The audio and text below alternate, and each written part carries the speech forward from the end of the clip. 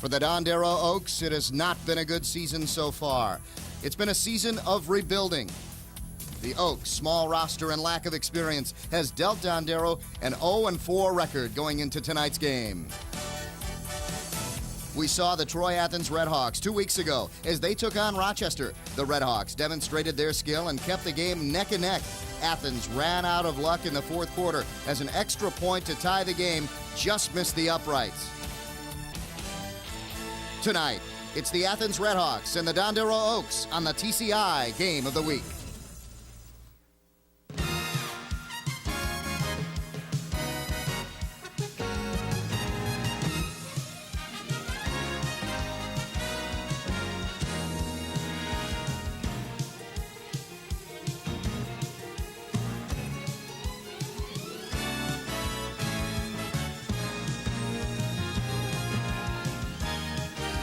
The TCI Sports High School Football Game of the Week.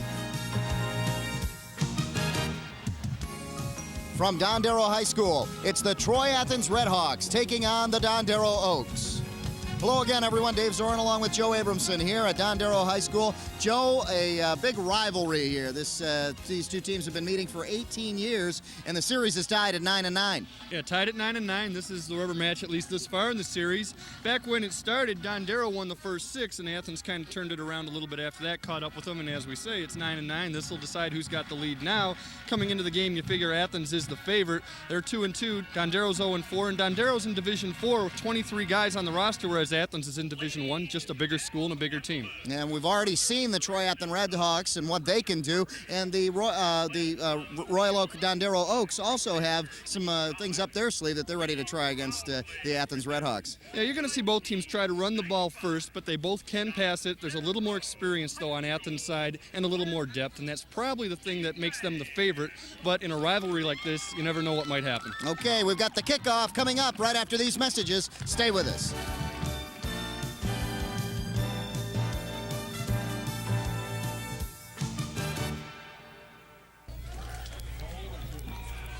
Welcome back to Dondero High School. Dave Zorin along with Joe Abramson for the kickoff of tonight's contest between the Troy Athens Redhawks and the Dondero Oaks. As you see last year's records, 1-4 in the conference, 3-6, 2-2, and 3-6.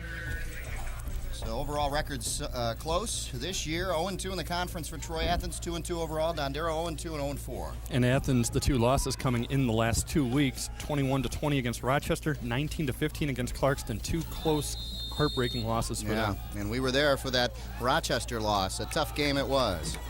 And the kickoff is short and high at about the 20-yard line, taken there by the Oaks. And it looks like number 25, Jeff Scheid, on the return. So Scheid brings it out. Here you see the officials, Cecil Haggard, Dave Moylart, and Dave Schmeiser, Folksy, and Curtis out there. And it's a warm night, Joe. They're wearing the shorts tonight. A little different than last week. Yeah, big difference. Last week, cold, bitter wind, and tonight it's very summer-like. Let's hope we have more than just a 3-0 game, too. A little Indian summer. And the Dondero Oaks start going to the air. Plenty of time to throw, and just short. The intended receiver was Masico, and Bobby Grant's pass just short. And Masico's been the main receiver this year for them, a senior. Flag on the play, though, and it's back where you might have defensive pass interference or holding, and it is holding as the official is talking to the Dondero captain, so they're going to take that and get a first down on their first play. So defensive holding. You might think it would have been offensive. He had so much time to throw, but no, it was defensive holding, and the Oaks start out good here with a defensive penalty and move the ball out to about the 36-yard line. So 1st and 10 now. It's a big thing for the Oaks, too. They've had a lot of penalties themselves, as you see this. Good blocking, no holding there. The holding was on the receiver downfield as far as holding him from getting to the ball. Bobby Grant, the quarterback, hands off this time to the tailback, and a good run there for the Oaks. And that is big number 22, Mike Knoll, and that's someone that head coach John Walker wanted to keep an eye on. Yeah, he said that's the main guy you've got to stop, him along with the quarterback. Knoll gets about 5-6 yards there. That's a good first down play. And again, ball control is important. You got to keep it out of J.D. Graves' hands and the Athens Redhawks, and they've got to not turn it over deep in their own territory. They've been giving teams easy scores by turning it over inside their own 30 all year long. You saw John Walker looking on, and a little bit of concern right now. It's second and about 5, or less than 5, and hit right in the backfield. So that time they were keying on him, and getting in there was big number 34, and we called his number a lot.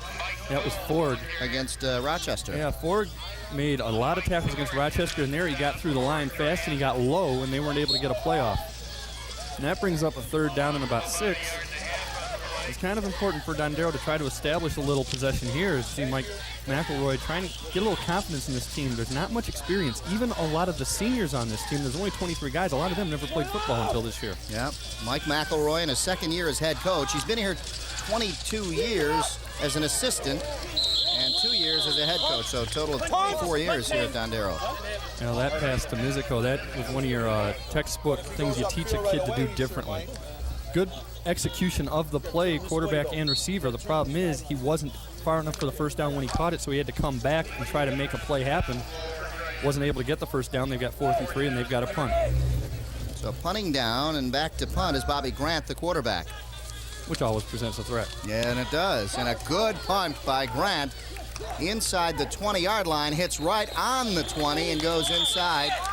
So a great punt for Bobby Grant pins the Athens Redhawks back in their own territory now. They're back in their own 18, and now it's up to the Dondero defense. And again, that depth, which is so important. There's only 23 guys on Dondero's roster. A lot of them haven't played football, as we said, even some of the seniors. Athens, just a bigger school. They're Division I. They're class AA. Dondero's a double B.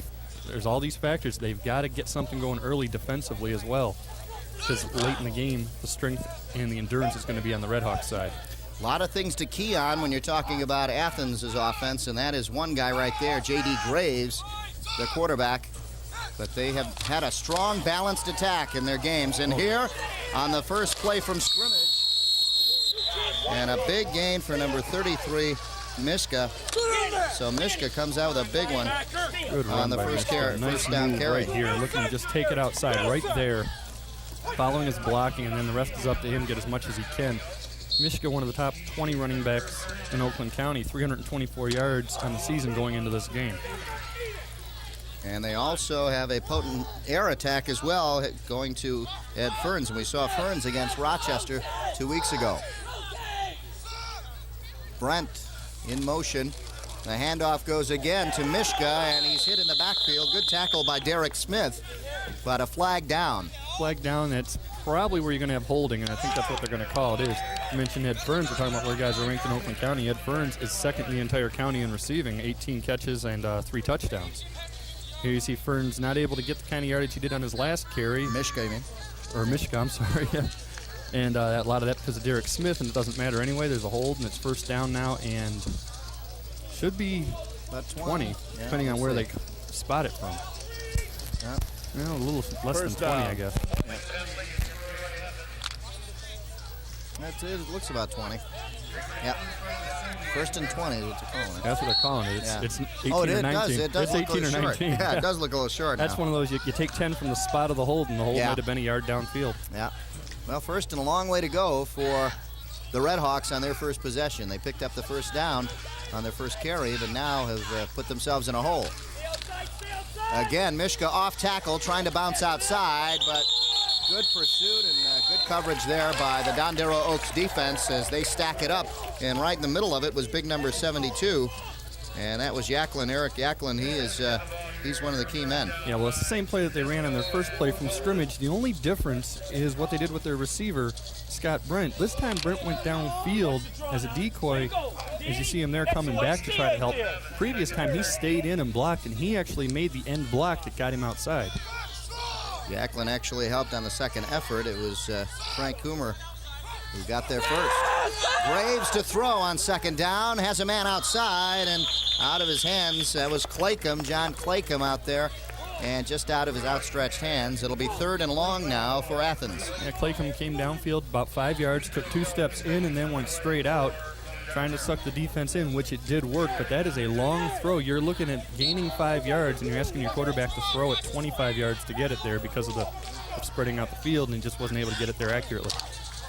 8:20 left here in the first quarter. Clock stopped after the incomplete pass. We're at Dondero High School. The Troy Athens Redhawks have it just shy of the 30-yard line, their own 30-yard line. Graves hands off to the first man this time, and not much there as Joe Guitar has it. Gets back to the original line of scrimmage almost, and it'll be 4th and about 10 and a punting down coming up for the Redhawks. Yeah, so we'll see Joe Guitar again, this time as the punter on the next play, but here just not able to get anything going. A very conservative call for 3rd and long, but when you're on your own 30-yard line, it's not a bad call to make. You don't want to turn it over and give Dondero an easy score early in the game and get their confidence going at all. And that was Levasseur in there, Dave Levasseur, the senior, making the tackle. There's Joe Guitar to punt it away, and back to receive. Big number 22, that is Knoll and Mizico. This will be Knoll to try to get this one. He does at about the 30-yard line, turns around and cuts upfield. And a good effort there just to get back heading the right way. If they want him to punt it again, they're gonna, because there was a hold that everybody saw. And there was no way the refs couldn't call it, and the flag's on the field as you see the return here by Knoll. But it was right in the interior of the line. I think it was the long snapper that actually committed the hold. Let's see, they're going to do it again. Yeah. They're going to make them punt it again. They're going to knock him back, and it'll be a chance for Knoll and Mizico to return it again. This wasn't even a hold. This was a tackle. There's the hold, and there's the referee calling, picking up the flag, and we're in the shorts there. Warm night here in September to round out the month, and we are thankful for that after last week. Well, I understand what they're doing. That's saying this might be the last time I can do it. I did that golfing yesterday. It was cool. Wear the shorts. You never know. In December, you wish you could have. Yep. So it'll be Guitar this to time, punt and back to receive. There's only one receiver this time, and it's Knoll. Yeah, they've got a different return set up. And they're going for the block, and they hit the punter, and then flag's down. That's going to be a big penalty. As we see Knoll get knocked further back to the 30. So it may turn out that Dondero should have had it. Looks like they may be punting again. Well, I don't know what the high school rule is. You know, I think in high school it's just an automatic first down. Is it a personal foul or not? Yeah. They keep changing them at all different levels, but that's kind of blatant. Well, that's why there was only one guy back to receive. They were going for the block, and it is an automatic first down. So personal fouls are automatic first downs. I'll tell you, I thought they had a shot at the ball. Yeah. I looked like he punted it under the guy. Yeah. So the Oaks gamble. They say punt it over again, and now it turns out it works out for Athens as they pick up the first down on the roughing the punter call. And penalties are another thing Dondero can't have. They had in their last game, I believe, 9 procedure penalties, things like that. And this isn't so much a mental mistake as it's just an over-aggressive mistake. But still, you know, you have an opportunity to get the ball maybe in Athens territory right away, and now you're giving them the ball and possession. Well, you know that Joe Guitar went back like he was going to have to punt or something. I was like, what's going on? Now Wait a second. Fullback. We're going to run the play here. Ball at about the 37-yard line. Guitar takes it for a first down across the 50 and into Oaks territory. So first down for Athens, and they really make the penalty count now as they really pick up big yardage here, Joe. Yeah, and that's something. Well, obviously, Guitar, he knew what down it was. I think he just didn't know where the ball was spotted because this was right to him. And an aggressive run picks up about 15 yards and the first down, and now you've got some momentum. And Guitar's back. Oh, he's looking for something on the field. I think he lost the contact lens. That's what it was. He dropped something. I don't know if it's a contact lens. You're going to find it in the grass. Might be a mouth guard. Yeah. But he's coming off the field, so whatever he doesn't have, he can't play without it. I do see something at about the 20 or the 18, 19-yard line at about midfield. Looks like something right out there. I don't know. Help him out. It looks like a mouth guard from here, I'll tell you. I formation, ball about the 48-yard line of the Oaks. And good pursuit. Graves pitches it out and just luckily gets it out there. And now another flag down as the pitch went back to Mishka. And a lot of things going on in that play, Joe. And it's either a hold or a clip. And it's the same guy who had the hold on that one punt play. And so number 7, Uren. And that's plain luck to have that ball bounce up to you like that, though. Let's take a look as Graves was hit just as he pitched. Mishka picks it up on the bounce. Lucky to even get that. See if we can see a clip. He was already on the ground when it happened. But that was number 7, Uren, and that's the same guy who committed the hold. And might just be putting him out of position to ask him to do that sort of thing. The guy's 5'8", 165 pounds. To ask him to block the defensive end might be stretching it a little bit.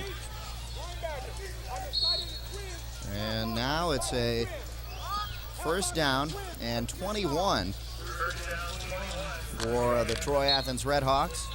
As they are back in their own territory at about the 40-yard line. We're averaging a penalty a minute. Yeah, it's been a penalty play game, yep. Our statistician, Cy DeMulemeister, keeping stats, and we've got the big one here. A penalty a minute so far. He's got him wide open. Graves wide open. He's got his man. That's the guy we talked about. Touchdown, Athens, Ed Ferns. That's Ed Ferns' 4th touchdown catch of the year. We saw him against Rochester make an acrobatic catch. This one was more just beating your man on a fly pattern and catching the ball. An easy throw, easy catch, and then just outrun the secondary. So Graves to Ferns. And we saw Ferns in Rochester, and he impressed us then. Look at this, Joe. He had lots of time, and once Ferns had his man beat, he didn't hesitate to throw it. A lot of times quarterbacks see the guy wide open and hesitate just a minute and let the secondary catch up with him. Graves threw it right away, hit him in stride, easy touchdown. And now Graves gets to kick the extra point. 60-yard touchdown pass puts Athens up 6-0 right now, and the extra point attempt by Graves. It is low and no good. The extra point attempt no good by Graves. Special teams all around tonight are having a problem so far. Yeah. So 6-0 Athens with 6:17 left here in the first quarter. And Athens striking with some lightning there, Joe, and that's what they can do. Yeah, well, Ferns, as we mentioned before, we saw him 2 weeks ago. And just a tremendous receiver. We've seen him make the acrobatic catch, and now we see the breakaway speed. That's not something we got to see against Rochester, but they had a matchup problem, I think, with that. But here, John Walker's got to be happy now. He's just going to tell these guys defensively, get out there and stick it to him and get a big lead early. Yeah, Graves hit him right on stride, too, Joe. There was nothing they could do. You had called a touchdown back here when he was at the 40-yard line, 50-yard line. It was really one of those, actually, you could see before he threw it, if the ball gets there, it's touchdown, unless you've got Dion back there to catch up with the receiver. So the Red Hawks tee it up. And it's Graves right there. Busy man, quarterback, extra point kicker. And now kicking off. Was his 6th touchdown pass of the year, 4 of them to Ferns. Back to receive, number 25 for Dondero, and that is Scheid, Jeff Scheid. Correction, that is Knoll. Looks like 25 back there, but it was. 25 was back there too, shorter, I think, but 22 got the ball.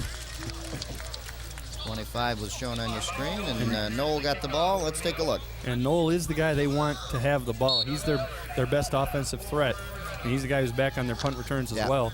Gets it out to solid field position anyway to the 25. They're not pinned deep, but again, this is somewhere where they have been turning the ball over this year and giving teams short touchdown drives. Against Groves, they gave them a 16-yard touchdown drive and a 29-yard touchdown drive. Can't have that against a team like Athens. Power eye and one receiver up top. That's Mizico, and they hand off right up the middle. Nothing there for the Oaks, and they'll come up with a second down now. Bobby Grant on the straight handoff. Maybe a yard out of that. And that was to Knoll. Let's take a look. Yeah, defense just got through. Didn't allow the hole to open up. Gain of maybe a yard. It'll be 2nd and 9 coming up now for the Oaks. 7 plays, 83 yards went the Red Hawks. 3:21 off the clock, 60-yard pass. Graves to Ferns topped it off. That was a play that shouldn't have happened because there had been a roughing the kicker before it. Look at this. And that time it was number 25. Scheid on the carry. Scheid, excuse me. And it's third down and about 4 yards coming up now. And here Scheid just takes it off left tackle and is able to get about a 5-yard gain, get him about third down and 4. We're saying that touchdown drive shouldn't have happened only because of the roughing the kicker. It's been another thing that's been killing Dondero all year. I see some of the Dondero fans here tonight. Penalties, and that penalty kept that drive alive. The third and about 4 coming up here. Back to pass. Grant pressure, just flings it out in the direction of Mizico, and he was lucky he got that one off. He was buried. Yeah, he really didn't have much choice. He had to sidearm that thing. It's like one of those old-time movies where you see the old sidearm passes. They just flung it out there. And I'll be honest, when he did it, the first thing I'm thinking is, what is he doing? You know what I mean? Because I know you're trying to get rid of it, but you got to make sure that thing is getting out of bounds, and he did. So good job for Grant to do that. That's so he hard knew to what do. He was doing, yeah. But yeah, if you're going to do that, chuck it to the sideline. Don't chuck it to the middle of the field. Those are the things that get intercepted and run back. He is only a junior, though. Yep. Fakes the punt. That's what happens when you get a quarterback in there, and he picks up the first down. Bobby Grant took off. Soon as he got it, then that surprised the Red Hawks. And not just a quarterback, an athletic quarterback. Let's take a look. Grant, as soon as he gets it, takes off. Well, you know what that is? I'm sure that's not a called play as far as we're definitely faking it. That's check the line, and if they're releasing a little early, you take off and do it. And they did. Athens released early to set up a return. He saw that he only needed 4 or 5 yards. He saw he could get that, and he did. Yeah, and he just got that. First down now for the Oaks. Ball at about the 38-yard line, 37-yard line. Grant throwing deep. He's got his man. Mizico inside the 30. Look who tackled him. Ed Burns. Little matchup of a couple of great receivers there. Yep. But that's another case where you see that receiver beat the defensive back early. If the quarterback recognizes it, a good throw is going to get you a completion, and he did. He turned and looked, saw that he had him beat. You see he's got separation from the corner. Graves knew he was in trouble, too. He just turned around and started running. Or, excuse me, not Graves, but Ferns. Ferns knew he was in trouble. And to his credit, though, he kept up with him, and once he caught the ball, he was able to secure the tackle and prevent a touchdown. Ball inside the 30. And here's hitting in the backfield was Knoll, and he's trying to scramble back, get back to the original line of scrimmage, and he does. Yeah, well, almost. But he at least slipped the first tackle, which would have been a 5-yard loss, and holds it to about a 2-yard loss, which is a moral victory anyway. But here you see the close. Okay, 2nd and 11 now. As you see Ford once again get into the backfield, and that's something we saw a couple of weeks ago. The guy just has a knack for getting into the backfield quick. So loss of less than a yard, so it's 2nd and 11. And it should have been a loss of 5, so that's a good effort just to get close to the line of scrimmage. Yeah. So the Oaks come up big on the fake punt and a big pass play. Here, the pitch back to Knoll, and this time another big loss as the Red Hawks get fired up, get in there, and number 74, Chalker, Aaron Chalker getting in there, one of the 3. Let's take a look. That play was out of sync, too. You look, the pitch was a little high, and it just looked like it never really got going. Like everyone was moving at the same time. You saw Matt Miller also get in there to stop it. I actually thought as deep as he was on that pitch that it was going to be a halfback pass. And it's hard. If you pitch it 8 yards back, it's hard to get back to the line of scrimmage, much less get a gain. So Matt Miller there, number 42. Now, 3rd and about 13. Back to pass, and hits the ground. Ooh, nobody looking out there in the direction of Scheid. I'll tell you, Eric Ledke was the closest guy to it, and Eric plays for Athens. Take a look here. I think that's a miscommunication. You think your receiver's going to check off shorter. You see number 12 there. If that thing is up in the air, he's got it, and that's a touchdown for Athens if the throw's up. Yeah, we saw Lidke, like you said, against Rochester, come up with some picks there. Going to go for it on 4th down. 4th and about 13. Bobby Grant back to pass, looking at one receiver, and he throws it in the other direction. Unfortunately, complete interception out there by Miller. And Miller finally brought down at about the 41-yard line. That's a tough play. That, Had he just thrown it to the outside, he threw it to the inside, I thought he would have had him him. to the corner. That is a long throw. We mentioned it's you're throwing 25 yards for a 5-yard play. Here you're asking him to throw 40 for a 15-yard play, and he just throws it towards the middle like a post pattern. And I think his receiver's running more of a flag pattern. I tell you, it's a good call to go for it, though, because you can't kick a field goal. Yeah. Punt's only going to gain you 5. When he intercepted it, though, I thought, what are you catching that for? You got to gain 18 yards on the return, but he did. He got more than that, so it's a great interception, as it turns out. Yeah. So you've been wrong twice, Joe. Exactly. Big run here by Guitar on a first down. He picks up about 7 yards. It'll be second and about 3 coming up. Let's call it 4. Second and 4. Big gain by Guitar in the crowd there. Right, just using the power game, which might be what Athens is going to try to do. You just want to get the win. You're coming off 2 tough losses, and your opponents are scouting you, your future opponents. You don't want to show anything you don't have to do. So just, go methodically about this and take the victory that way if you can. Second and 4, Athens, straight dive, Guitar. And he's close to a first down, but just short by about a yard. It'll be 3rd and 1 coming up. Clock at 50 seconds left here in the first quarter. This is going to be an interesting call here. You got 3rd and 1. Might be a long enough one that you don't want a quarterback sneak it, but do you try and experiment right here with a little option and come back and go for it on 4th and 1, or do you just get the first down and get out of the first quarter that way with the ball? It's a long one. They mark it shorter than I thought. And here we go. In motion, Uren. Fake it, and they do run the option, Joe. They pick up the first down. Look at Graves. Graves refused to go out of bounds and finally pushed out of bounds there by Matt Steele. You think about this. They just gained 12 yards running an option to the short side of the field. That's a very efficient blocking to enable a guy to do that. Good fake. You saw some of the linemen still trying to tackle Guitar there. And you saw Graves take the hit and then go out of bounds. And they're not, he did. He stepped out of bounds, so they will have to run another play in this quarter. Yep. Clock stopped at 17 seconds left here in the first quarter. Ball at the 39-yard line. 1st and 10 for Athens. Uren in motion, I formation, and one receiver split up top. They fake the pass and they run. That was Mishka on the carry, gain of about 4 yards. It'll be 2nd and 6, and we'll switch directions. That'll pretty much do it for the first quarter. Dan Hansen, that was good technique, for an inexperienced team. He gets low and gets his legs. Now, guy can't get away if you wrap his legs up, and that's what he does right there. Wraps his left leg up, slows him down enough for the rest of the team to come up and stop the play. Holds him to a 3, maybe a 4-yard gain. Yeah.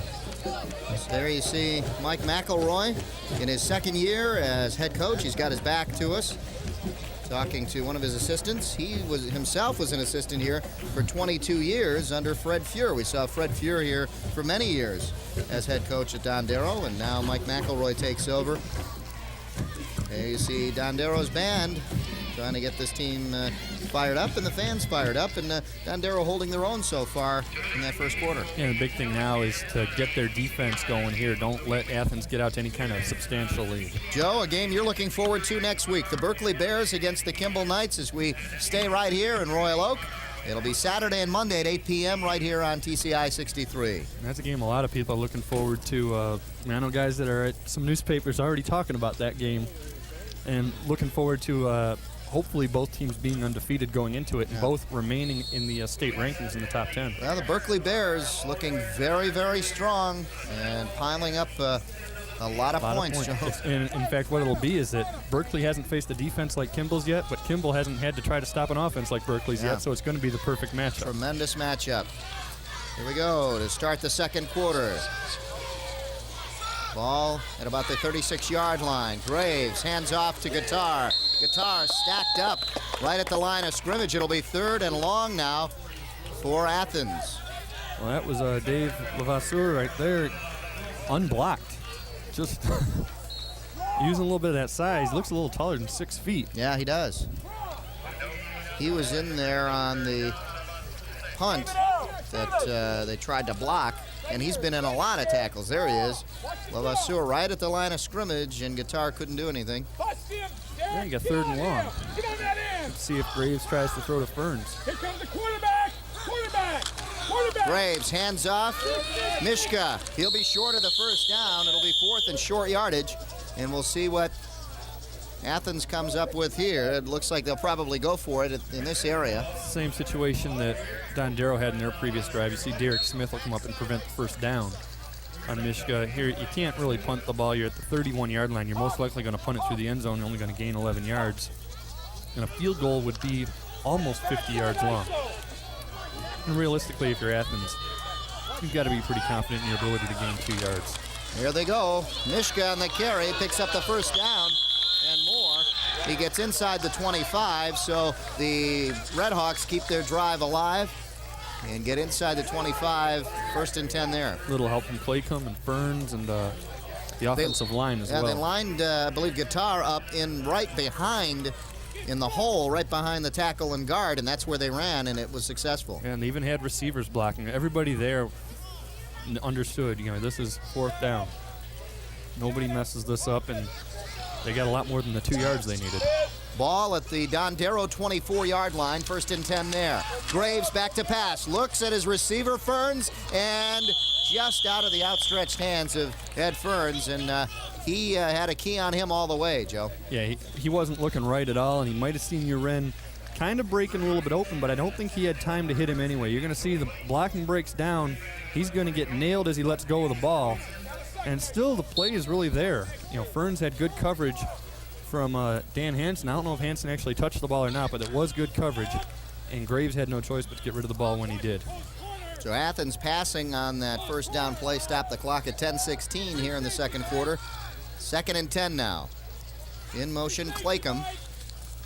Fake to Guitar, and they pitch back out to Mishka. Mishka makes one cut into the backfield, and he picks up the first down inside the 10. And Mishka did something that not a lot of guys do, but you kind of like it when you see it. If you can't make the move, you can't do anything else, and the guy's going to make the tackle on you, make him pay for it. Watch Matt Steele at the end of this run. That's something that I remember watching. We talked about NFL films, I think, last week. I remember Walter Payton saying, if nothing else, make them feel it as much as you're going to feel it. And that's what he did, and it gets you another yard, too. Yeah, Matt Steele, number 16, left him no decision but to run him right over. And he ran right into him. 1st and goal. Handoff. That's Ferns running in the backfield. Ed Ferns, the receiver, lined up in the backfield that time and took a carry. Let's take a look. And we had Ed Ferns tackling Mizica earlier. Now we're going to have Mizica tackling him. And, I don't remember seeing that 2 weeks ago. No. Something new, getting Ferns into the backfield. Interesting formation. Here's a situation where you'd like to see them maybe run that option to the left here. Against Rochester, we saw them drop back, look down the middle, and Graves kind of improvised on his own and ran it in for a touchdown. Ferns in the backfield again, and a timeout called by Graves as he looks over the defense. He's got Ferns back there along with Guitar. Guitar again lined up in that position between the guard and tackle to provide some blocking. Well, there's no doubt Ferns has the athletic ability, and we know he's got the speed from that touchdown. It is another threat, and there are teams that like to do that. You get inside the 10, they like to switch to something that looks kind of like a wishbone, just to keep the defense a little more honest. Beautiful, warm fall evening here at Royal Oak Dondero High School, and Troy Athens 6-0 here in the second quarter. 9:04 left, and don't forget to tune in to see these guys, Joe. These Bubba guys? and Pat. Oh, that's Pat right here. Pat? Show him. Where is it? This is Pat right here. That's Pat, and where's Bubba? That's the Mona Bubba. Mona Bubba. That's the Roadshow video I saw this taking one. you to the Renaissance Festival at 9 p.m. Thursdays on TCI 63. Did you like it? Did you enjoy the show? It was great. Yeah. What did you like the best?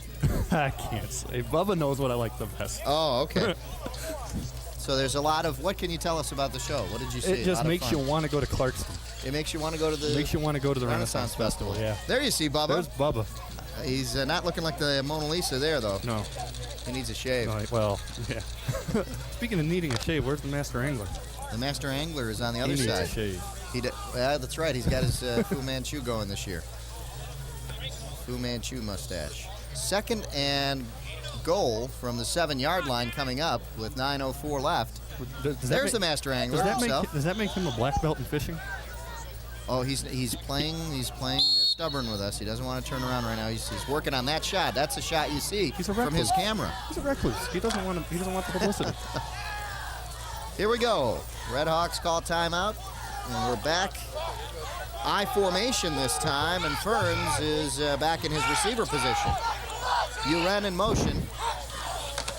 Fake to guitar, and the pitch over the head of Mishka, and he's just swarmed on out there, and getting out there quickly was Dave Wilson for the tackle. And Mishka's upset, and he's right to be a little annoyed. That's the second bad pitch they've had going. Dave pressured him coming down the line. They got up there, and he pitches it behind him, and the funny thing is, from our angle, we saw if that pitch is there, it's a touchdown. Yeah. There's nobody that had an angle that could get him. He could go right to the corner. As it is, he's got 3rd and goal from up the 19-yard line. Yep.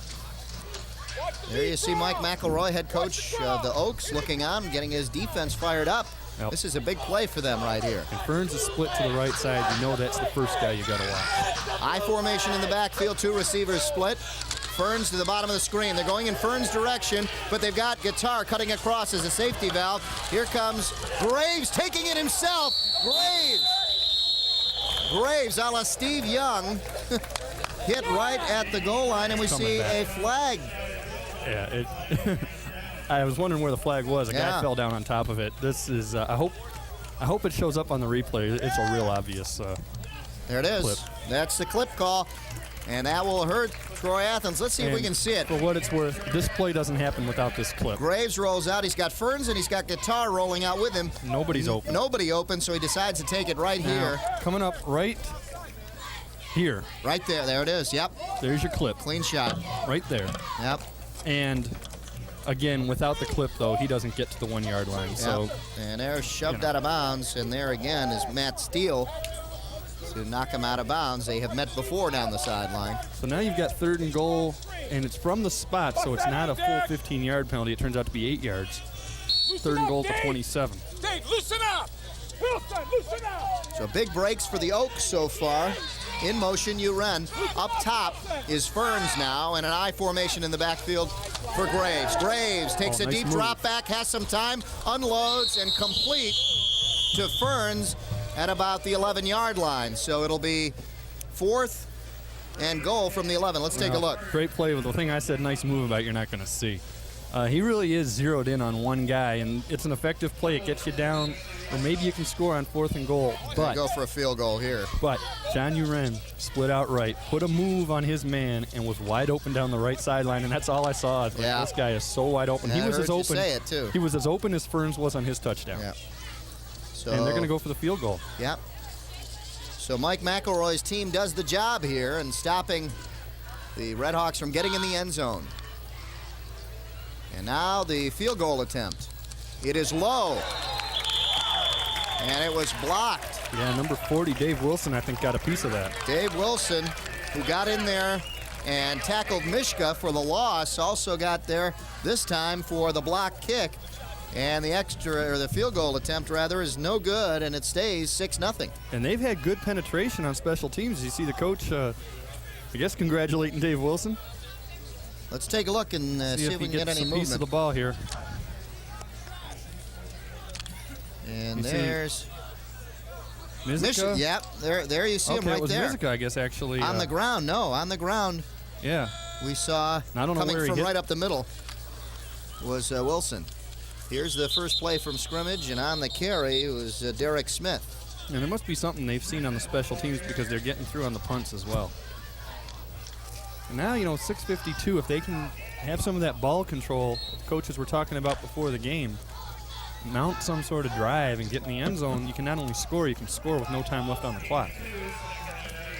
So the Oaks and the Athens Red Hawks, this is not a league game or conference game for these two teams. This is a mismatch in terms of the schedule, just in that Athens is Division I and Dondero's Division IV. You just shouldn't be scheduling that. Yep. Dive straight up the middle and another run for Smith. So Derek Smith picks up some good yardage there. It'll be 3rd and about 3 or 4 yards. 3 yards. Good run here by Smith.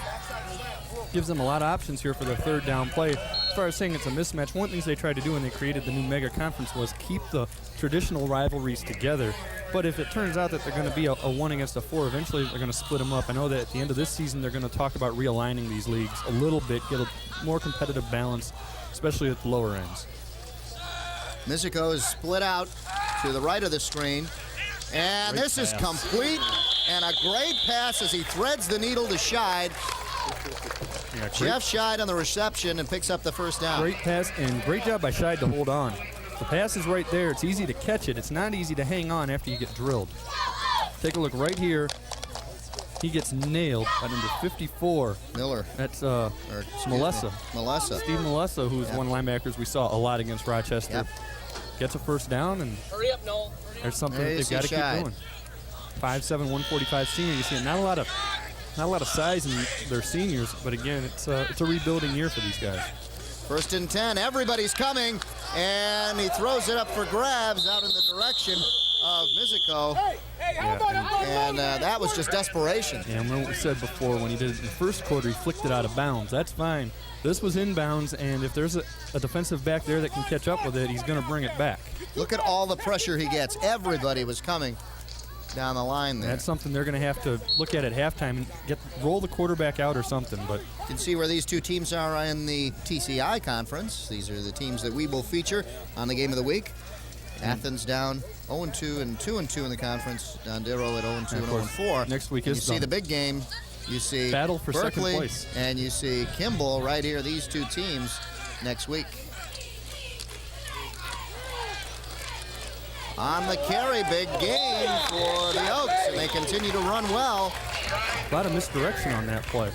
And ended up just being a run up the middle. Yep. But a lot of deception. And Scheid looks a little shaken up, too. Yeah, Scheid's been getting the ball a lot here. Needs a breather. Right after that, Grant carried out a cut. fake that a couple linebackers bought, and just gave him a half a second to get a few extra yards. Now they've got 3rd down and about 2 yards to go. It was his cut back to the right that got him that extra yardage. So 3rd and short yardage now. Timeout by the referee down on the field as they take number 54, Melessa, off. It must be well, he's taking his helmet off now. That's an equipment problem, obviously. He's got to find a helmet that he can wear, I guess. It could be a helmet or shoulder pad. Yeah, it he's looks like it. Or is he getting taped? He's getting taped on the hand, maybe bleeding there. Oh, all right, yeah. Usually when a ref throws you off, it's an equipment problem. The blood thing we're used to seeing in basketball. Yeah. Clock at 4:35 here in the second quarter. The Oaks on the move, 3rd and 2. Handoff straight up the middle. They're going to be short by maybe a yard, half a yard. Well, that's a big decision here. On the carry was Derek Smith. This is a huge decision because it's a makeable yard. But boy, if you don't get it. And right now, you can't tell. With so few players, you can't tell what they're going to be doing. Their quarterback is their punter, and we already seen him fake one. I think they're going to call a timeout and think about it. Well, Yeah. no, the official's going to call a timeout and let him know how short it is. Yeah, they didn't give him a real good mark. I think he got a little further than that, but let's see. This is one of those where they know that he didn't get it, but Coach Ken asked for this just so he knows how far he has to go before he determines what he wants to do. Yep, about a yard, less than a yard. I tell you, I think you're 0-4. It's a rivalry. Go for it. Not necessarily what they're going to do, but Yeah, let's see what happens. now he's lining up the punt. Yeah, Now you try to drive him off sides then. might as well. If you punt 5 yards further back, Yeah, it's not going to kill you. no problem. Well, And now you see back to receive for the Now, somebody called Red an Hawks ex- is Chad Miller. somebody called an actual timeout now because there's water boys on the field. Yeah. So they're going to think about this now. Maybe Dondero wants to take a look at their options here. And Coach McElroy is talking to Derek Smith on the sideline. Don't forget to tune in to Transition Wednesday and Friday at 9 p.m. right here on TCI 63 with your host Jeffrey Miller as he tackles tough issues like racism, poverty, and current local problems. That's Transition every Wednesday and Friday at 9 on TCI 63. Yes, they will go to punt, and there is not one man back as they're looking for the fake.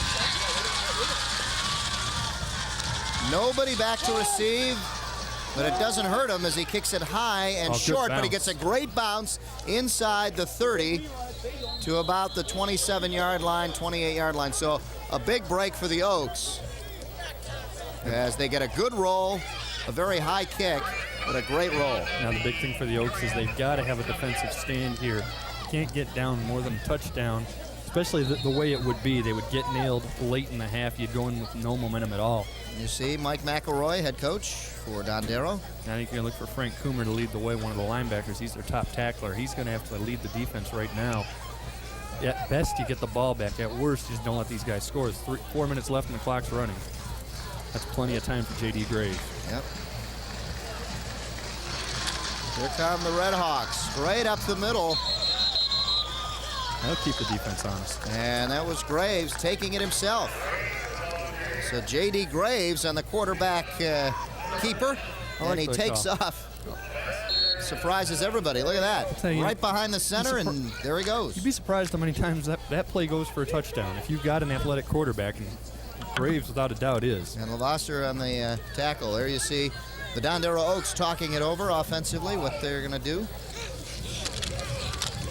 Off tackle and cutting back, and a good cutback to gain some extra yardage. Fumble. As Mishka fumbles the ball, and so the big gain is negated there. Falling on it down there was number 66. Greg Hayes. That was Hayes. And that was Frank Coomer who did hold him up. Coomer's going to get low and hold his legs up. And right here, now we're not, see if we can see who comes in and hits him. We can't tell. He just got hit and the ball's loose, and there's a slew of guys. Yeah. Wilson's in there. I think Hanson's in there.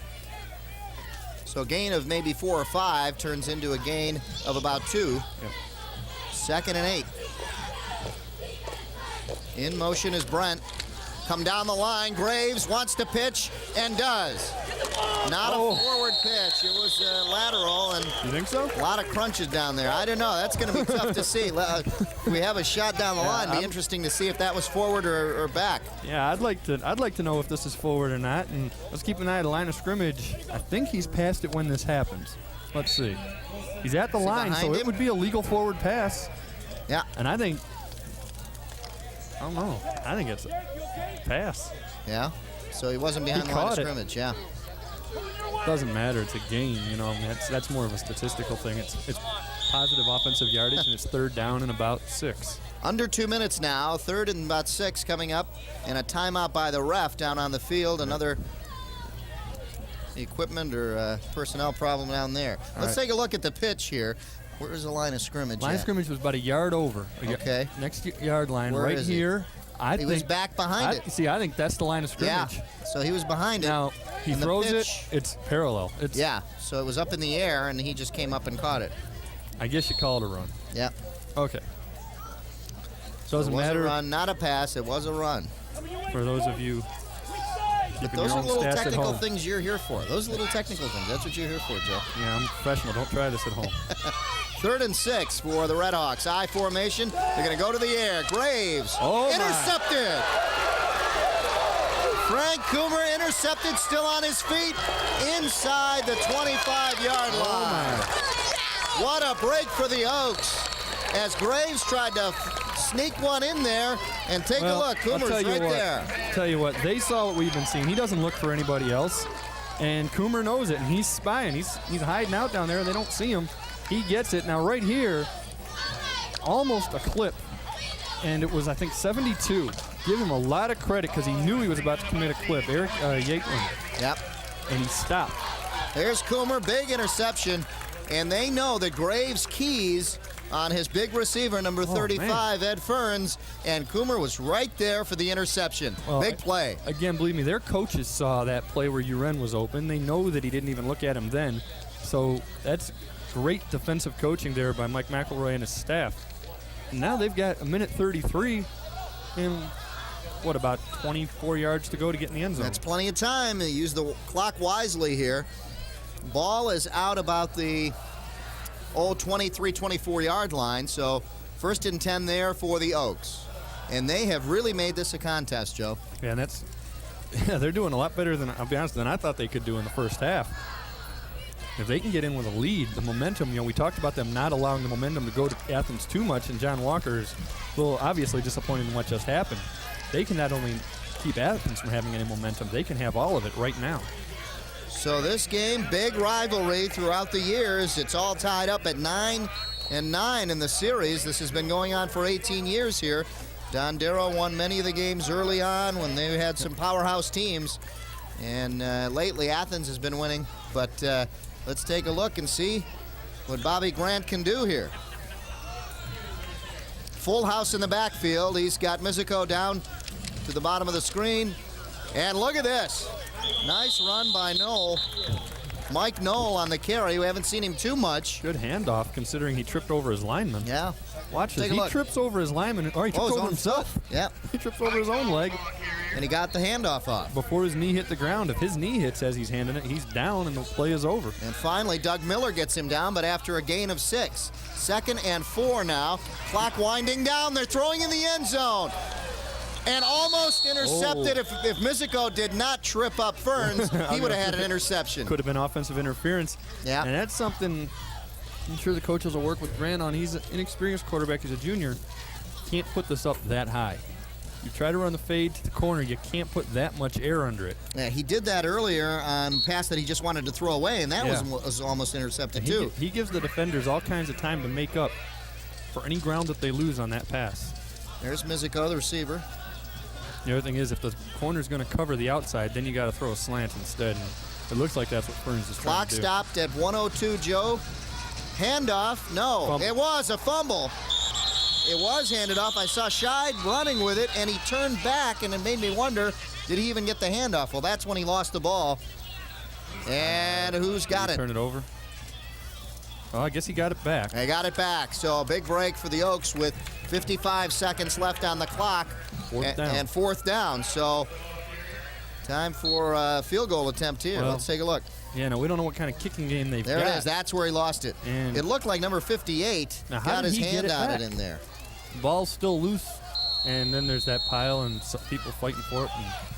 Looked like Chris Fair, number 58 for the Redhawks, got his hand on it as he was passing by, and that's when he knocked it out. So the Oaks call a timeout, and they're going to talk it over here with a 4th down and 3 coming up. There you see Chris Fair as he tried to get his hand there, and I think he knocked it out as it looked like Scheid was going for a 1st down. Don't forget to tune in to Oakland Press editor Neil Monroe. He hosts a program designed to enlighten you on the issues that affect Oakland County. It's the Oakland Press Perspective. It airs Friday night at 8:30 right here on TCI 63. There you see Mike McElroy talking to his offensive unit right now, along with his offensive coordinator. And I'll tell you, I don't think you call a timeout to kick a field goal. It's a pass either way. No, they're not. Yeah, obviously they're going for it. They're You going can to listen go. to what they're talking about. There's a score, 6-0 here at Dondero. The Oaks knocking on the door right now with 46 seconds left. What a great break for them it would be going into halftime to maybe even tie or lead. Yeah, and I think over Athens. I think you're not. I mean, I'm not the most conservative coach in the world if you're, as far as coaching would go, but I think you go for the touchdown too. Yeah, let's see what they do. Because you don't have enough time. You don't have enough timeouts left either to try to get it another set of 4 downs. Yeah, Mizico is split to the left. Oh, they've got him. And he's got the 1st down. Progress should do it well. Inside the 10-yard line. So that will stop the clock with 40 seconds. Shows what I know. Let's take a look. They go for the 1st down. Of course, this is something they ran earlier. Remember when Mizico did not get far enough for the 1st down? Yep. This time he does. And then he just gets what he can. Ferns is there to prevent any extra yardage, but by then he had the 1st down and the clock's running. Ball at the 10-yard line. And again, that new rule comes And into they effect. can stop the clock at 35 seconds now. So Grant throws the ball down, and we've got stop clock, 35 seconds, and time to talk it over. Yeah, that's the rule that was put in the NFL 5 years ago. College just picked it up 3 years ago, and then this year, high schools decided to make that okay. Wilson brings the play in to Grant as we see Mike McElroy. Now, another thing, you don't want to think too far ahead, and obviously they're thinking touchdown, but they're also dead center in terms of a field goal attempt. And John Walker looks on to see what his defense can do. Grant throws. Mizuko, what a great catch. He got it, Did he and push a off? flag is down. Push off or get held? Let's see where the penalty goes to. What an incredible catch, leaving his feet. Kept the ball down. He didn't Yep. put it 10 yards in the air. Yep, did a great job. Let's see what the ref calls. Pass interference Defense touchdown's on good. the defense. Great throw, great Touchdown. catch. And again, we talked about Grant throwing it a little too high. This one is more on a line. Yep. That's a good fade throw. It's still high, but this allows the defender to stay Fingertip. outside. Look at that catch. Yep. Great catch by Mizuko. And the defender can stay outside of the corner, and the corner doesn't have enough time to come around him. When the ball's way up in the air, the corner can come around and stop it. That's 4 catches, 54 yards, and a touchdown for Mizuko in the first half. What a great throw, great catch by Grant and Mizuko. And now we're going to get the extra point. The extra point is up and no good. We're all tied up. That was number 71, Jason Byers, I believe. Yep. And, well, it doesn't hurt you that much. I mean, 6-6, it's nice to have the lead, but, you know, I think if you told Dondero with 3.5 minutes left when Athens had the ball, you're going to go in tied, I think they'd have taken that deal. So Dondero, what a surprise they have been. They've done a great job this game of hanging in there defensively. They've done their job. And there he is. There's Mizuko, who just an incredible catch, stretching his arms out. Let's take a look again. And a great pass here by Grant, under pressure to get it off. Yeah, and then the great pass, great catch, and right before that was when he had gotten hit. Beautiful. And picture perfect. Yep. I'll tell you. Not much time to celebrate. He's got to go cover this kickoff. Yeah, these Oaks are fired up now, 6-6 with 30 seconds left here in the first half. Well, I'll tell you what, our director, Pat Collar, has done it again. He's picked another good one. This guy's good. He knows his stuff. Now, he's been around for a while now. He knows these teams, see? Oh, in the early days, he didn't know these. Now he knows now the teams. he's the guru of high school football. Low line drive kick in the corner. And this will go into the end zone, and it'll bring the ball back out to about the 20-yard line. Athens doesn't mind that. The clock now won't start until they put it in play on the 20. And a big drive for the Oaks. 6 plays, 23 yards, 103 off the clock. The 10-yard pass. Grant to Mizuko, and the big interception did it. Coomer's big interception and 4th down, Grant to Mizuko also did it. That's right. And there we see head coach Mike McElroy pulling the right strings at the right time. 4th down.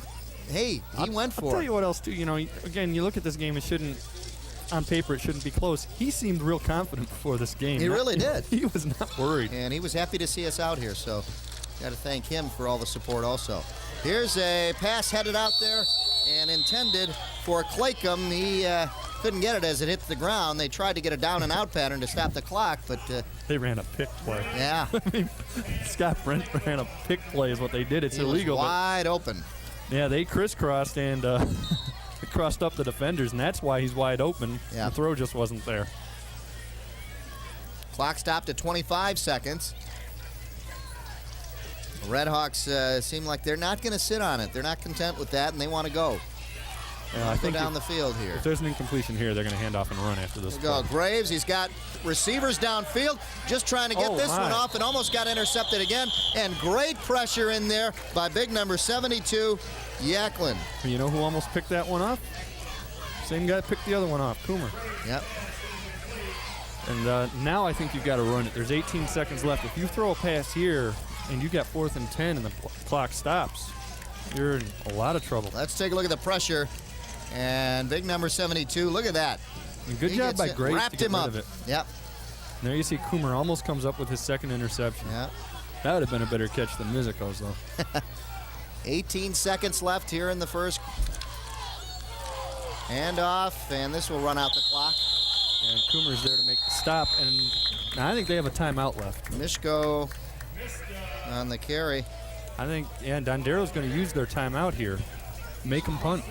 So after Mishka's carry now, it's 4th down, and Athens has to punt. So, hey. They almost blocked one. They got a roughing the kicker call for it before.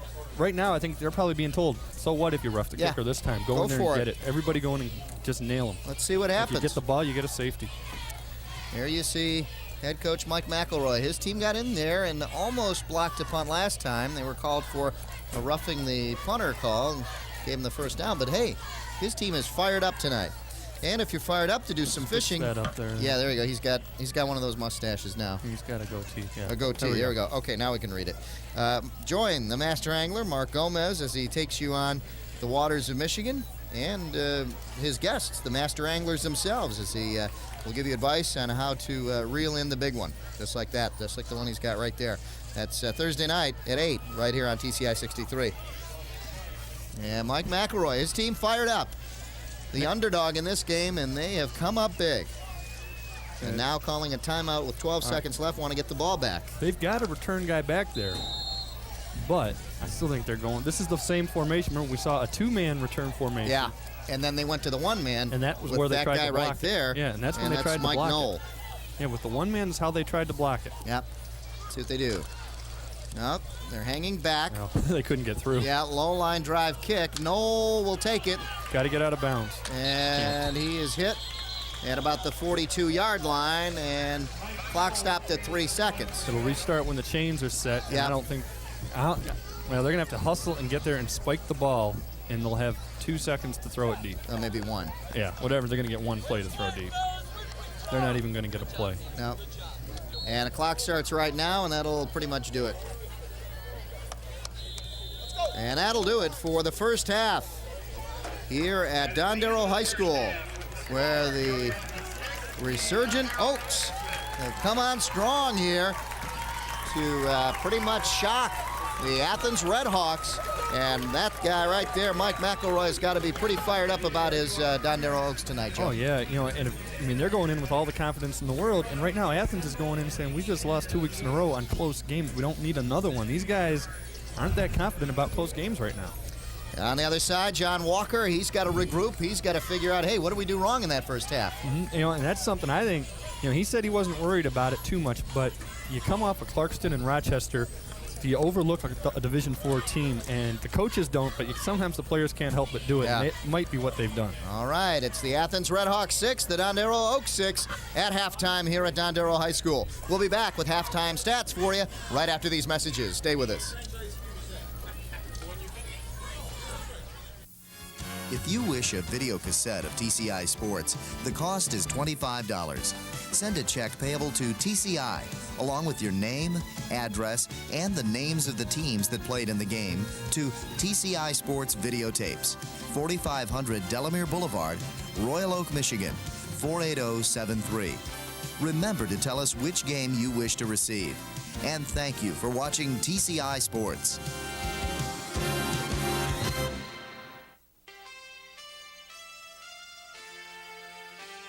What TCI is looking to do is we're looking to be a full-service provider, a one-stop shopping place, if you will.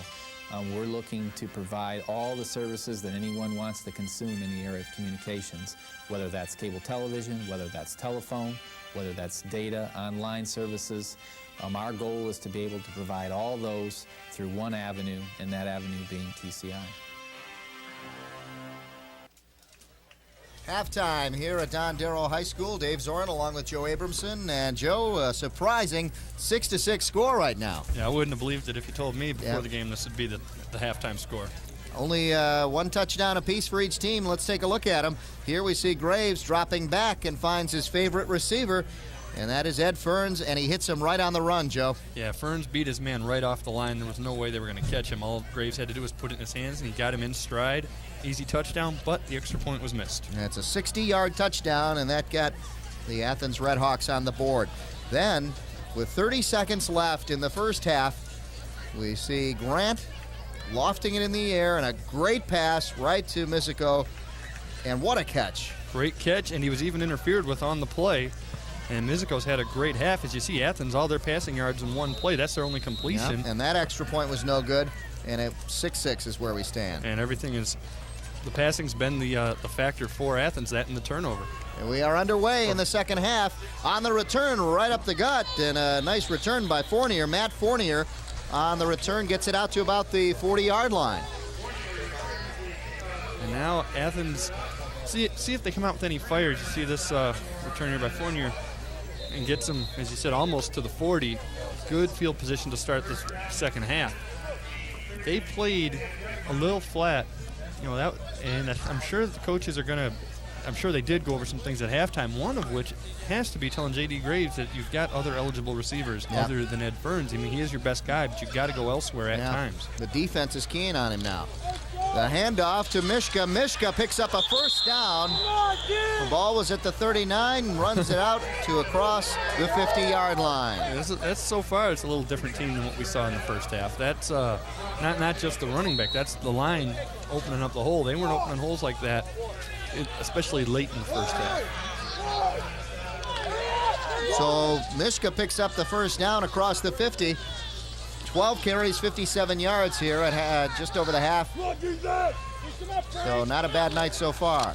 Mishka on the carry again, this time hit right at the line of scrimmage. And great pursuit there by number 71, Veers, Jason Veers. And he's been also right around the ball just like number 72. Man. And was he ever fired up when he did this? He came in untouched. Michigan never had a chance. Look at that. He beats his man.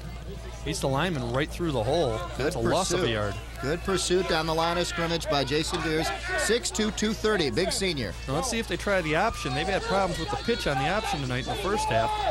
They've got Ferns split way out to the right, and they're going to bring Uren in motion. Uren in motion. Graves got an I formation behind him. First man guitar on the carry, and he just falls backward. And a flag on the play. Way after the play, so it would be a personal. It's personal or unsportsmanlike, and it's just a matter of who said what to whom. Because there was no physical contact. Somebody said something. Yeah, picked up about 5 on the play, but they had lost about a yard. Let's see and what the we got. Play, the down should count. If that comes after the play, this down will count. Personal foul on the Red Hawks. Boy. So Mike McElroy likes that. Let's take a look here. It's not something you need. You see here, Guitar gets turned around and just basically falls backward. yeah, they didn't buy forward. They didn't buy the option at all, and part of that was that the tailback didn't really sell it, and that enabled them to stop the fullback right away. But the personal foul came from a receiver and a D-back talking to each other. Just, we don't know what got said, but there was no slapping or head slapping or anything like that. That was, I think, a verbal penalty. A big 15-yard penalty, which knocks them back to second down, about 21. And, and football officials usually let you say quite a few things. And another whistle down on the field. Yeah, they're discussing what down is it. Yeah. Because if that came after the play and it's a personal foul, you lose that down. It should be third down. And they're saying play was over. Yep. So that's exactly what's happening down there, Joe. And I guess they're going to go with second down. Well, they give them second down. So after they discuss it, okay, must have happened as the play was going on. They disagree with Mike McElroy wants it third down. He's the one arguing on the sideline for it. Yeah, what he's saying is the play was over. A penalty after the play, and apparently whatever happened. Gotta agree with you. Yeah. Uren in motion. Graves back to pass. Looks, and he's going to take off. Nope. Over everybody and complete to Ferns. Well, I'll tell you, some great maneuvering in there by Graves. He had a little Steve Young kind of, they were wearing the 49er uniform. They had a little bit of fake the run and then go dump it off. You think about how many things can go wrong here. Ferns isn't open. He's not looking at anyone else again. Almost runs into a blocker. Now, he was careful, first of all, not to go over the line of scrimmage.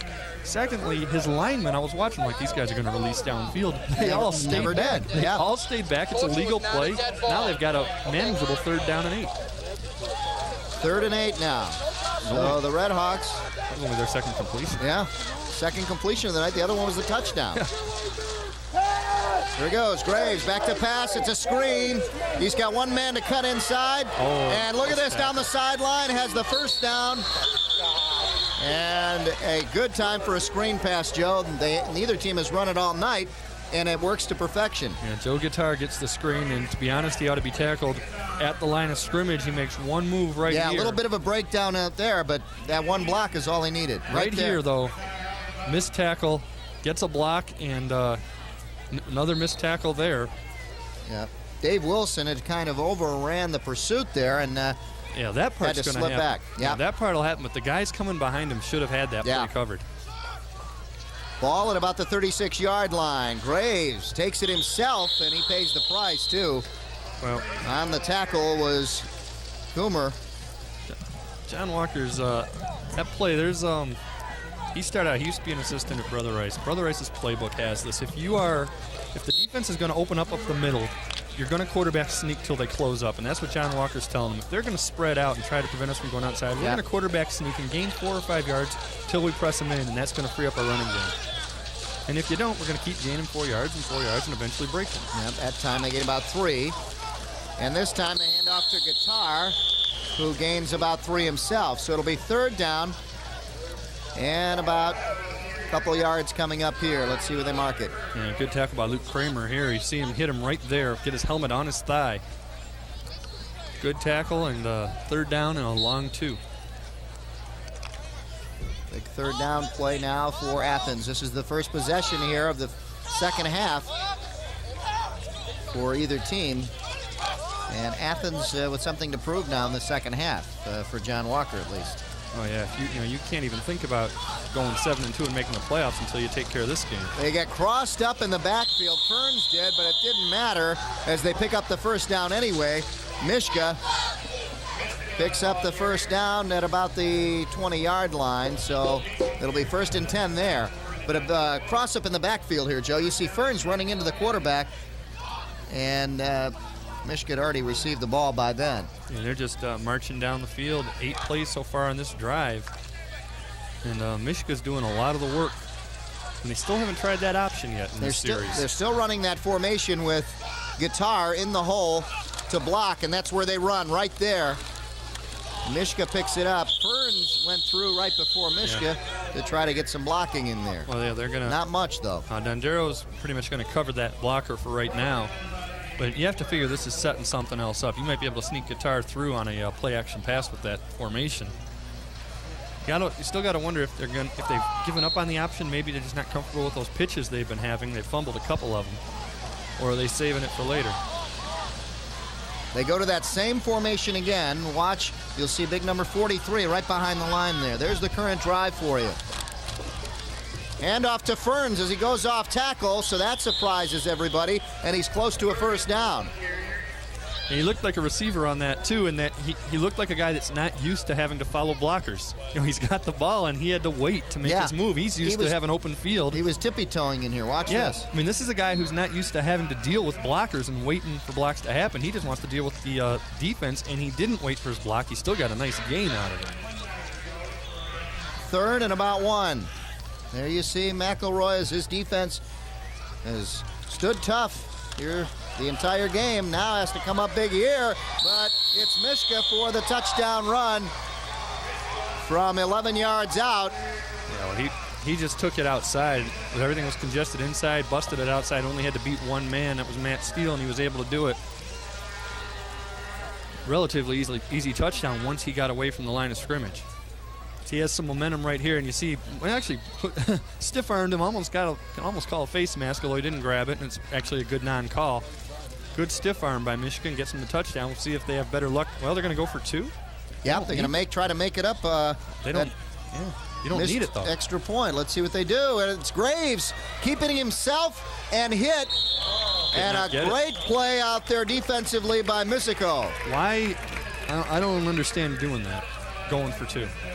The game's tied. It's one thing if it's 7-6 or whatever, and you've got an odd number, but there's the fake, and Graves takes it himself. Had he cut up, I think he might have had it a little bit earlier. But he tried to angle for the corner. Well, remember this, Misico has got to be darn near as fast as Graves. Yeah. This is their receiver. You're not dealing with a linebacker there. And I think he didn't realize that, and then he tried to overpower him because it is a, well, they say 6 feet. He doesn't look like he's 6 feet out there. 140 pounds, though. Graves should, in theory, be able to plow over him. Misico was smart and went for the legs and took him out. Again, I still don't understand going for 2, though. Well, John Walker gambles for the 2-point conversion, and it didn't pay off for him. It's 12-6. He's could. got the lead, though. Well, and the that first could come back rushing to haunt touchdown of the evening. Yeah, and that could really come back to haunt you. Yep. Next week, big matchup for you, the Berkeley Bears. They have been a powerhouse this season, taking on a big rival, the Kimball Knights. And that'll be Saturday and Monday at 8 p.m. right here on TCI 63. Right, if you don't want to deal with the big crowd that'll be there, just wait till nighttime and watch us. That's right. Here you see back to receive one of the receivers. That's somebody hasn't been back there tonight. That looks like number 32. That's McFall. But of course. Instead, Noel gets it. Noel trying to cut up across the 15-yard line, and he is stacked up right into Pete Toko at about the 17 or 18-yard line. So that's where the Dondero Oaks will start. And Toko got in there and nailed him. And yeah, he's feeling it too. Look at yeah. Well, now they've got to mount a drive. Their one touchdown in the first half resulted from a turnover. Now they've got to try to mount a drive. They were doing that early on in the first half, and they just couldn't sustain it to get a score. A big drive for Athens, 11 plays, 61 yards, 6 minutes off the clock. Capped off by the 11-yard run. Here come the Oaks. Dive straight up the middle, fumble, and it looks like Athens may have it. Yeah, I think they do, and this is, I mentioned it a couple times earlier, this is what's been beating them all year. It was a handoff to Derek Smith, and they missed it. Something happened down there, miscommunication. And a big play. Aaron Chalker down there. And you see 64 also there. Let's take a look, Joe, and see what happens. Well, he's got it. Does he ever have it? No, he doesn't. Fell out just as he got to the line. It just, the connection was never made. Mentioned earlier, against Groves, I believe it was, they had twice turned it over deep in their own territory, gave up a 16-yard touchdown drive and a 29. Against Oak Park, they lost 12-0. Oak Park scores a touchdown, make it 7-0, and then they fumble the kickoff. Turnovers in their own territory have killed them, and it might do that right here. Yeah, turnovers have really cost the Oaks this season, and now, unfortunately for them, they cough it up again. The pitch out to Mishka, cuts it upfield, and hit hard. You could just see he was going to meet somebody, and he did. Big number 71, Jason Veers, was there. And that pitch was a little better than what they had in the first half, but it still looked a little high and a little slow and a little deep, actually. That's, again, you've got 7 yards before you're even at the line of scrimmage. Right here, he gets nailed, blindsided. Jason Veers gave him a big hit from the side, and it's nonetheless a nice gain, 6 yards. Second and 4 coming up. Watch for Guitar to just take up the middle now, I think.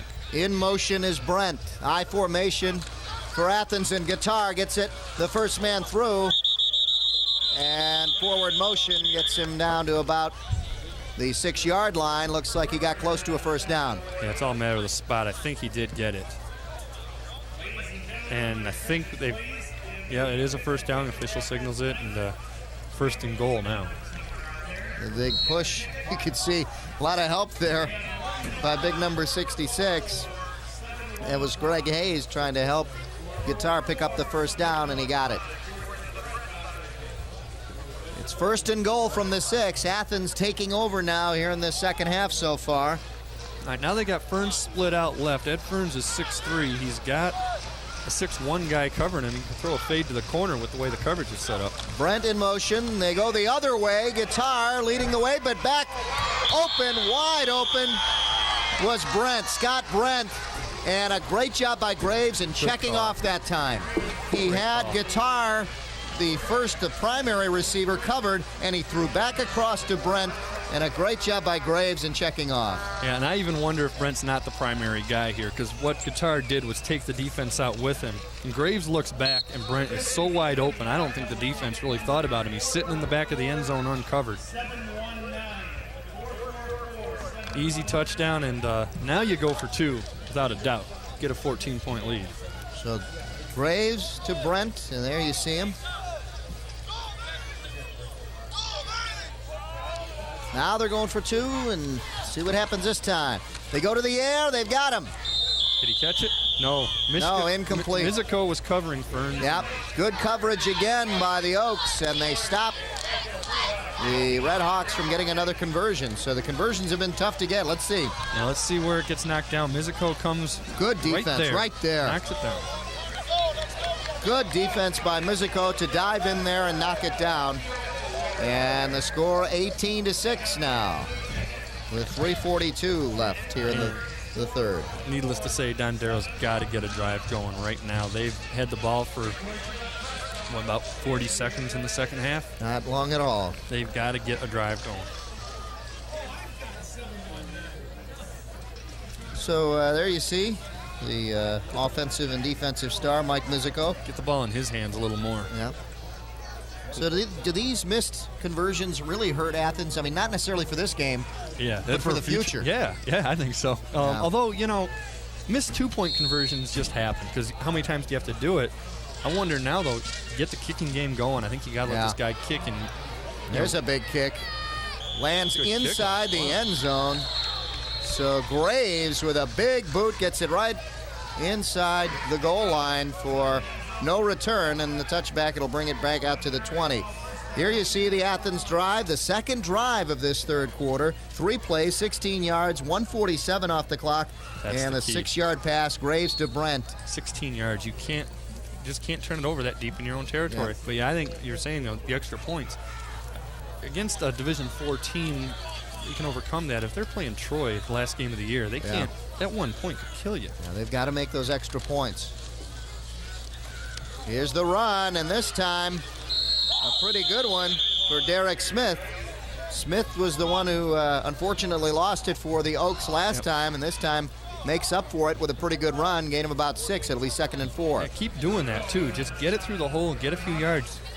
If you can mount a drive here and get it within 6 points, you never know what you might do in the fourth quarter. Good run by Smith. Yeah, good second effort. Another thing with that kicking game is a mental factor of if you can't kick extra points, how do you kick field goals? And, again, against a Troy, it could come down to that.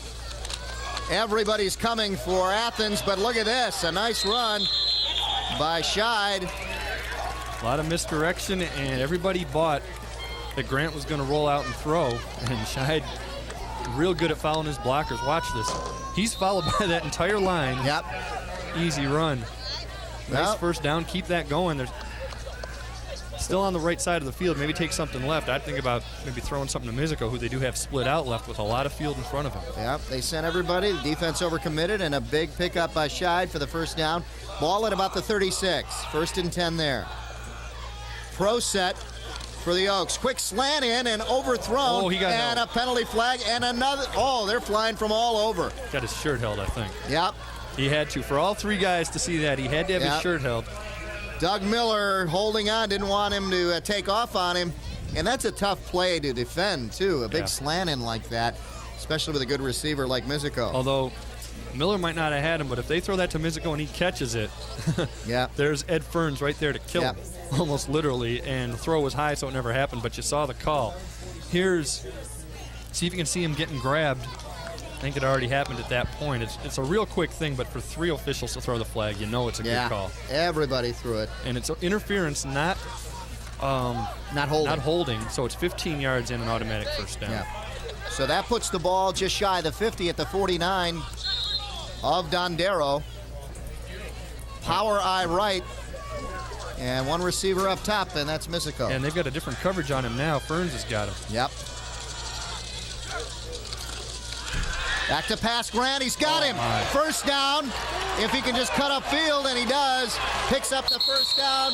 And a big play for the Oaks. Mike Mizico, again, the 1 receiver that they go to, and he comes through again. Good recognition, too. Last time they had Miller covering him, but they had Ferns doubling him on the slant. This time they see it's Ferns on single coverage, and he's got it. And at this point, Ferns had already backed off, covering the deep stuff, and he's in the middle of a zone, and now he's just trying to get it, whatever he can to get that extra yard for the first down. And it took 30 yards to get the yard, but he did it. And a good play for Grant to just throw it through the arms of the defender, too. Zipped it, too. Look at this. Noel on the carry. Athens is trying to strip the ball now. I think they're a little upset. It's a good wake-up call for them. They looked like in the first half they were a little flat, a little lackadaisical. They came out on fire. They built a 12-point lead, and maybe they got a little complacent again. Right now, that play, they looked angry. Yeah, it looks like number 32 out there. Doug Miller in pain. There you see I thought we had one of the other networks. We have exclusive rights? I think that's we Fox. We paid a lot of money for exclusive rights. On the carry, and another one by number 25, Scheid. Scheid coming close again, doing a nice job. Same play they ran about 4 plays ago, to pick and it up works the first again. down. Yeah, Darn this near. time doesn't. but good yardage anyway. 3rd and 2, and they're moving right now. They've got the offensive momentum, and they've got to be confident. Yep, 3rd and about 3 coming up, Joe. And here's our this is the difference. This is the difference. We have these things here. You see, Oh, I see. So our cameramen don't get as tired. Exactly. Very good. Camera people, I should say. Excuse me.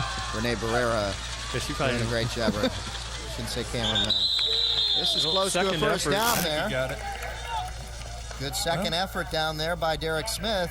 See how the ref spots. This is the right foot, left foot thing. He's There's spotting Smith. it with his right foot, so I think he got it. He did. Good spin there and good second effort. And they do pick up the first down. So the Oaks now on the move, trying to answer the 2 scores by Athens. Now on first down, you think about throwing to Mizico again. He's your main guy. He's got 5 catches already, almost 70 yards. Why not at first down? Surprise him too. You see the clock running. That's single coverage too, and he could take it to the outside. Yep. Clock running to the end of the 3rd quarter. That's what they do. Instead, they throw out there and a good move. And look at this. Look at the footwork on Knoll. He's still up and finally down inside the 20. That's even better. They saw the single coverage, and Mizico took Miller deep with him, actually took him inside, and that freed up Knoll outside, and he got the ball and was able to pick up 7 yards. Look at this. Right, they look in Mizico's direction, but no, they throw to Knoll, and that surprises everybody on Athens as they over-pursue, and then that gets him in big trouble.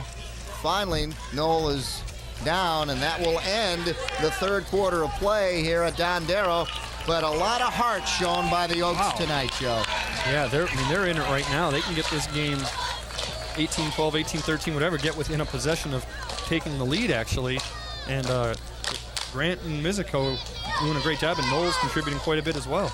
Next week, we hope to have another good one for you. The Berkeley Bears, dominating everybody this year, will be taking on the Kimball Knights, who have, they're going to put up a big fight to see what they can do against the Bears and try to stop that big machine. That'll be Saturday and Monday at 8 p.m. right here on TCI 63. 2 very tough teams this season. And a tough time tonight for John Walker, a little tougher than he thought it might have been against the Dondero Oaks, as his offense and defense is struggling against this team. Yeah, this is not, I'm sure he didn't expect it to be like this tonight. You know, you go in, you respect your opponent, but I think you go in with an idea how the game's going to be, and I don't think he expected this. There's some fans, one of them at least doesn't want to be seen, but hey, she was down there in front of everybody dancing at halftime. Probably knows Mark with Gomez. The band. You know, Gomez doesn't want to be honest. You don't want to be honest.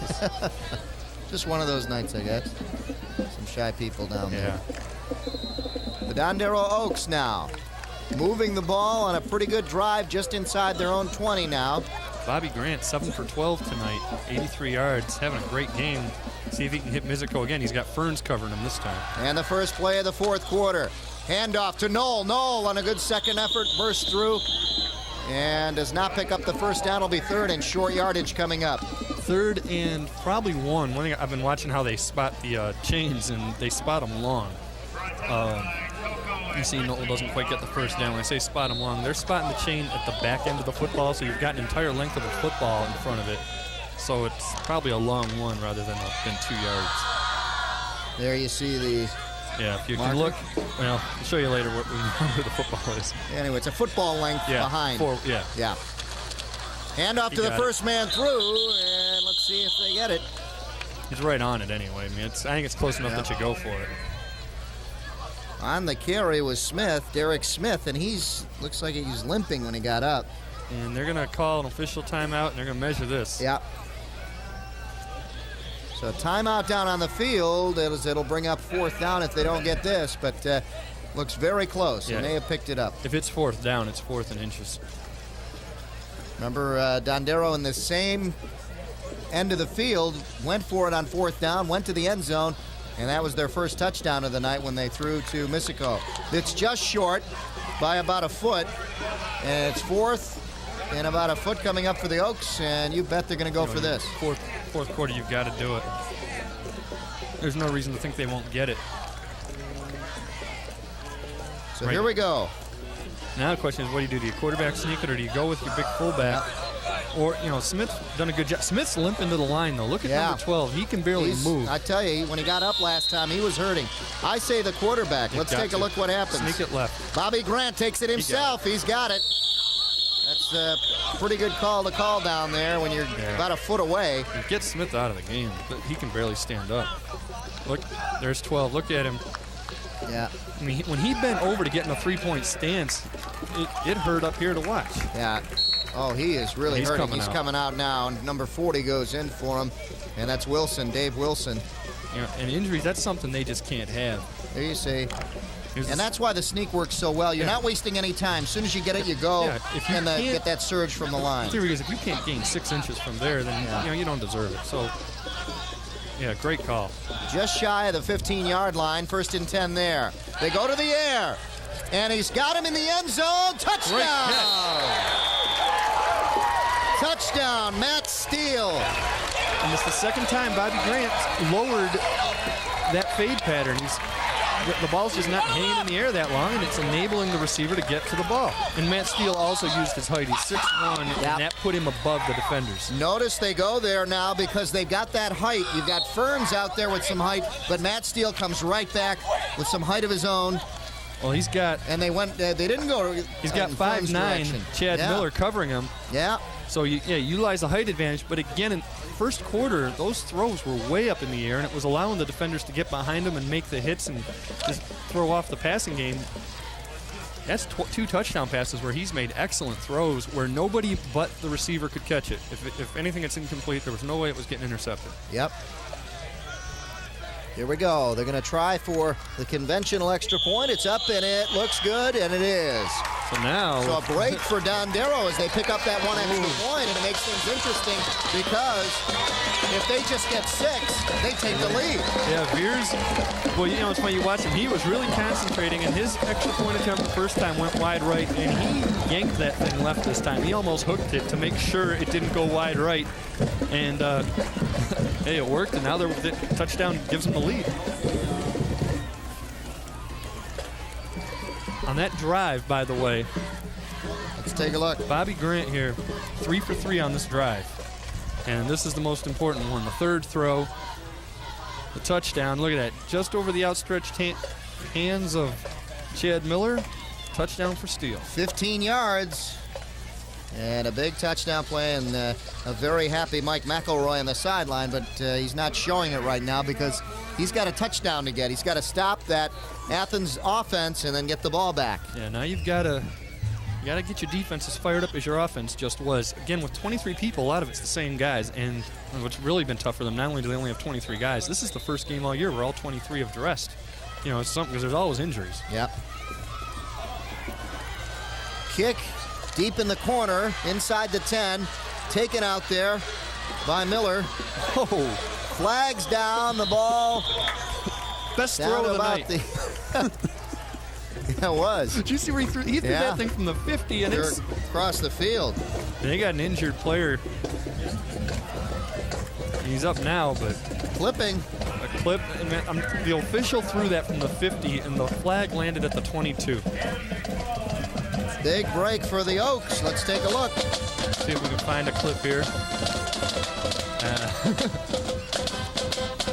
When you're this close and that low, it's tough to see it, but we might pick one up. Flag. Yeah, so it's back further, but there you see the big hit. Down at the 25-yard line, so they knock him way back. I'm still impressed by the throw. That flag, I mean, what a great toss. And speaking of great tosses, they're going to need some from this guy here. Yeah. And Bobby Grant will be back next year. He's a junior. I believe. Oh, you're impressed with you're talking about the throw from the ref. Oh, the ref. That's the best throw of the day. Here's the big drive. 11 plays, 80 yards, 5:09 off the clock, and then the 15-yard pass. Grant to Steele capped it off. Here come the Red Hawks. First man through. Guitar on the carry. Didn't get much. No. That was not bad though. Casey Wananen. Second and about 7 coming up. Let's see where they mark it. Long 7. I believe that's who was in on it. Might have been Levasseur, but Dondero. Hey guys, that's a big guy for a short guy. Yeah. Check out his size. He's 5'7", 205. Wow. Fake to the first man through. Graves the pitch out to Mishka. Mishka slips, but he is close to the first down. No, they're going to mark him short. Yeah, he slid, and you know, when they're pitching, they've had problems pitching all night, and if you mess that up, and Dondero recovers, they're going to get a 16-yard touchdown drive. Let's take a look here. Graves keeps it this time, pitches again on his way down, and that's an excellent pitch that time, but it's to the short side. And a good mark as his knee went down right before the yard line, and that's where they need to go. Just a little bit past it. 3rd and short. Graves takes it himself on the sneak, and he picks up the first down. You see? That's what they were doing in the 3rd quarter on 1st down, and this time on 3rd and 1, they get it with that same play. See, the clock was under 9 minutes. We're at 8:50 right now. Let's take a look. You need a yard, go to your best athlete, and that's, if not your best athlete, that sure is one of them. He's in the top 3. Yep. So Graves picks up the first down, a big one right now as they're deep in their own territory, trying to get out across the 20, and they do. Ball at about the 23-yard line. Uren in motion. I formation. They go to the tailback. Mishka, and a good carry on the first down as he picks up about 6 or 7 yards. So a good line surge that time. Joe picks up some good yardage for Athens. Yeah, and Athens, I think, knows they've got to sustain a drive. They've really got to score again.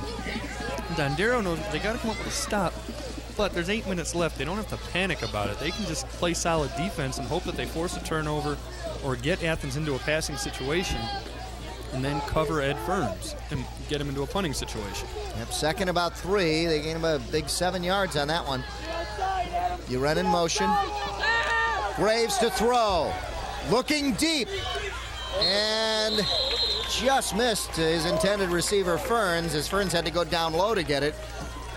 And again, he had a number of receivers to throw to, Joe. He had some guys deep further downfield. He had Clay come wide open deep, and he wasn't pressured that badly. I think he could have made the throw. Yeah, he had time. He's looking for Ferns crossing, and just watch his eyes. He's not looking to anybody else. Yeah. And Ferns, I don't know what happened. He had 2 other receivers further. He had Clay come open deep. Yeah. I don't know what happened with Ferns. He didn't dive for it or what, but he got his hands on it.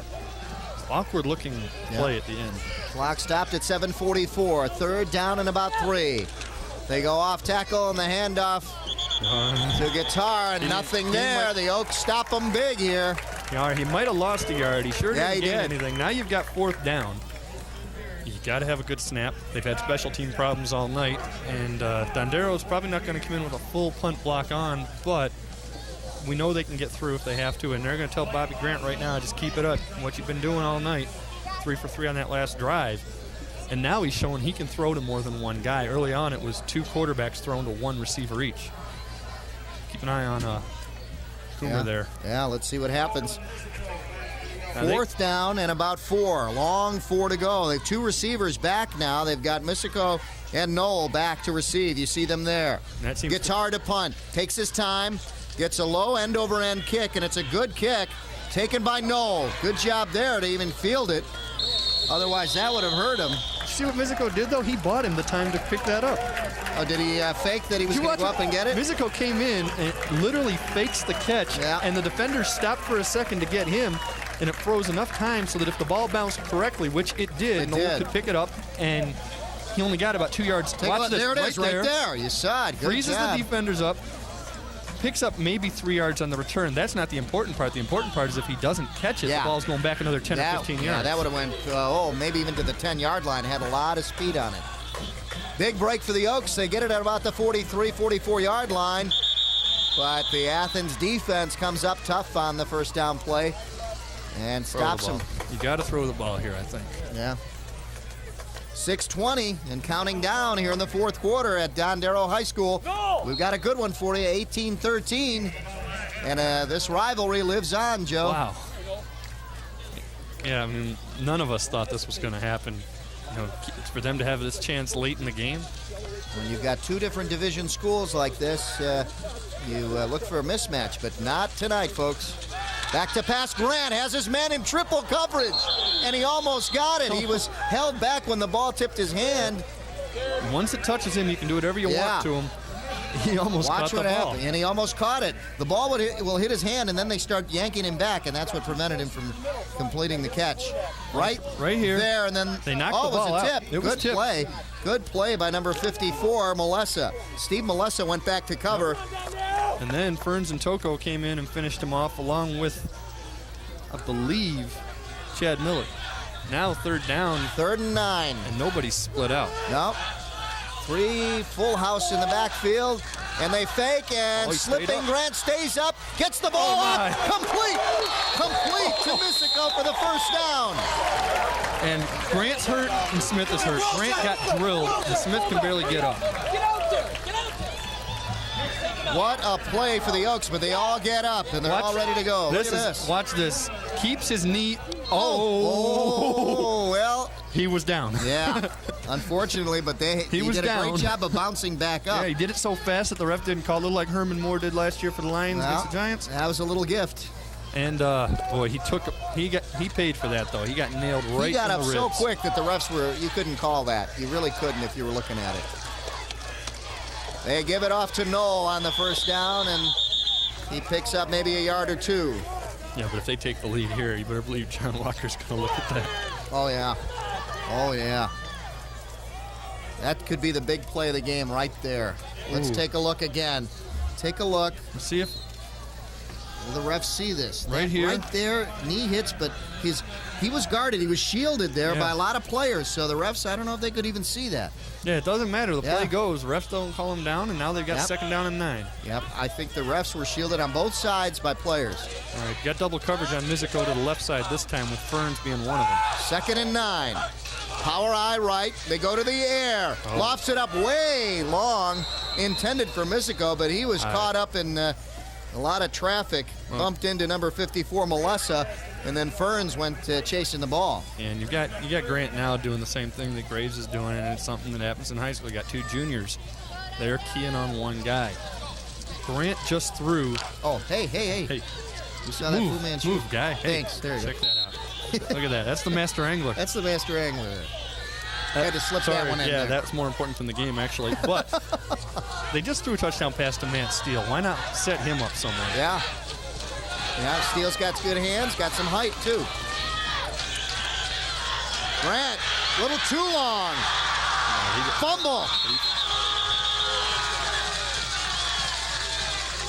Now, was he down or was it a fumble? They're going 1st down, Athens.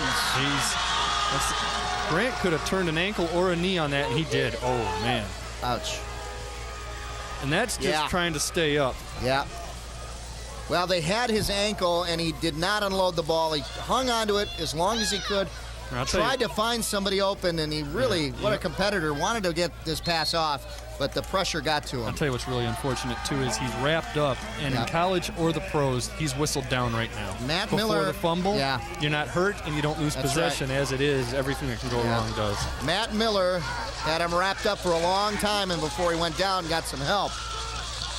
Big break for Athens. The Redhawks now have the ball at midfield. Mishka off tackle, still on his feet, finally down. A big gain of about 8 yards. And that quiets the crowd down here at Dondero, and especially when your quarterback goes down like that. Well, yeah, you've got your quarterback hurt, you've got your fullback hurt, who's gotten a lot of big yards for you. And it's something that, a young team that's been going through this all year, so you can see the frustration on their faces. Turnovers have been killing them all year, and now they just can't afford to lose this guy. And it is a knee, and that is a big problem when you start talking about the knee. Second down and 2. I don't even want to look at that. Everybody's coming. Graves takes it himself off tackle. Big gain for Graves as he picks up the 1st down. J.D. Graves, he's a quarterback and kicker and does a great job. Takes a quarterback sneak and decides to go off tackle with it. Yep. This time on the run, almost lost it himself. Well, and they're almost stripping. ripped out by number 40, and that is Wilson. Wilson got in there and almost ripped the ball out of J.D. Graves' hands. They've got to keep trying to strip the ball. Down by 5. If you end up losing by 12, big deal. You loss is a loss, but go for the win here. Yep, just under 3 minutes now.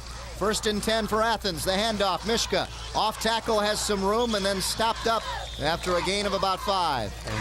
Well, they keep and the another clock flag, going, Joe. and now we'll have to see what that was. That was way after the play. Down on the play. Can't see the number there, and that is Mishka, yep. Yeah, He was piled on there. Let's take a look. And that will go against Dondero. Looked like they may have caused the each team's had one of injury. those now. Yep.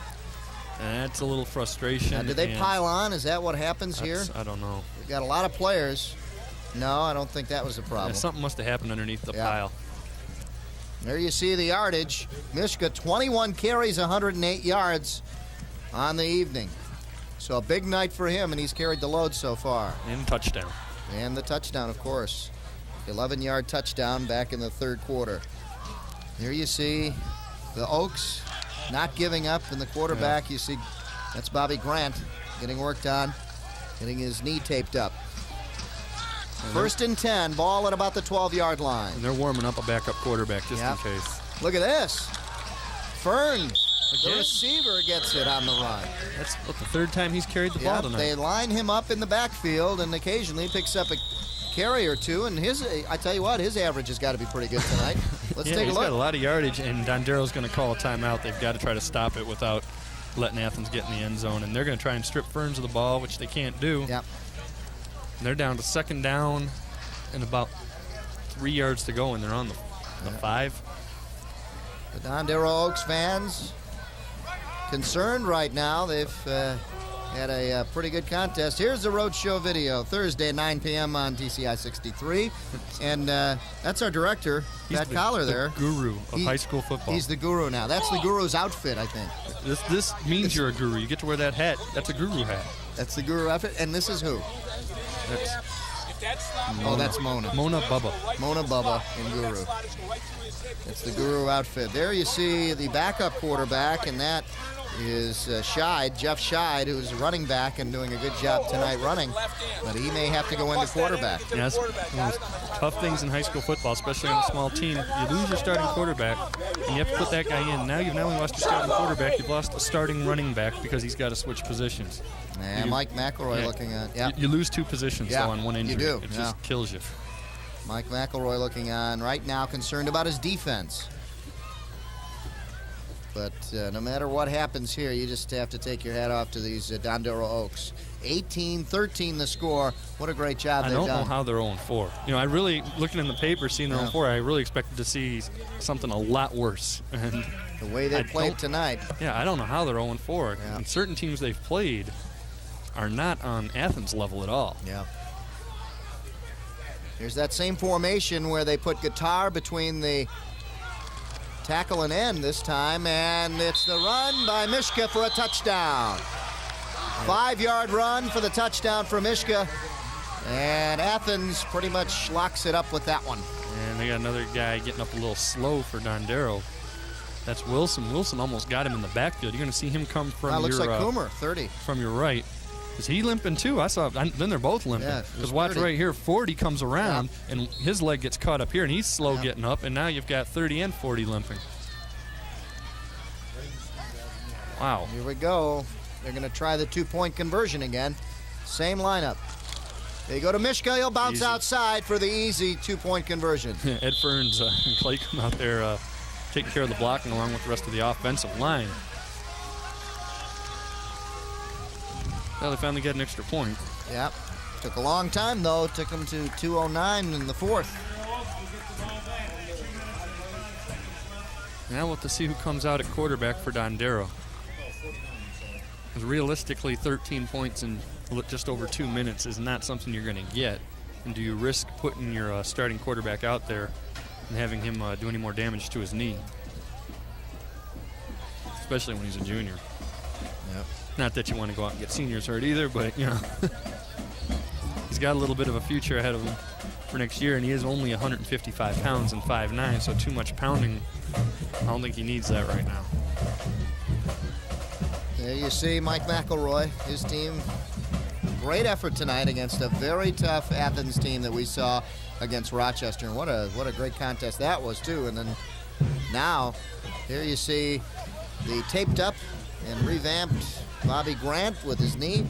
I don't think we'll see him, though. I don't know if they're going to go with him. Here's the drive. 5 plays, 49 yards, 2:05 off the clock, and the 5-yard run by Mishka. Remember, they got the ball at midfield. After a fumble, and it's 2 touchdowns off 2 fumbles that are the difference right now for Dondero. So once again, the turnovers have gotten them, and that's a lot to do with inexperience. High short kick taken there by Scheid. Scheid, good moves, and gets him out to good field position. So, hey, this one's not over yet. Grant's going to go in. Grant's going in, so that's a good sign for the Oaks. All right, this is a gut check 2:01 time. left, Joe. Let's take a look. Great return by Scheid. He looked a little possessed on this. He wanted to take this thing back, and Dondero's going to call a timeout. I tell you, one of the things you want find from your quarterback is some leadership, and Bobby Grant's showing that right now. He's going out injured, showing some leadership, and basically what he and the coaches are telling the offensive line is, now you got to take some initiative and keep this guy healthy. He can't afford to get a hit on his knee. That's asking a lot of the line, but now you see what they've got. Yep.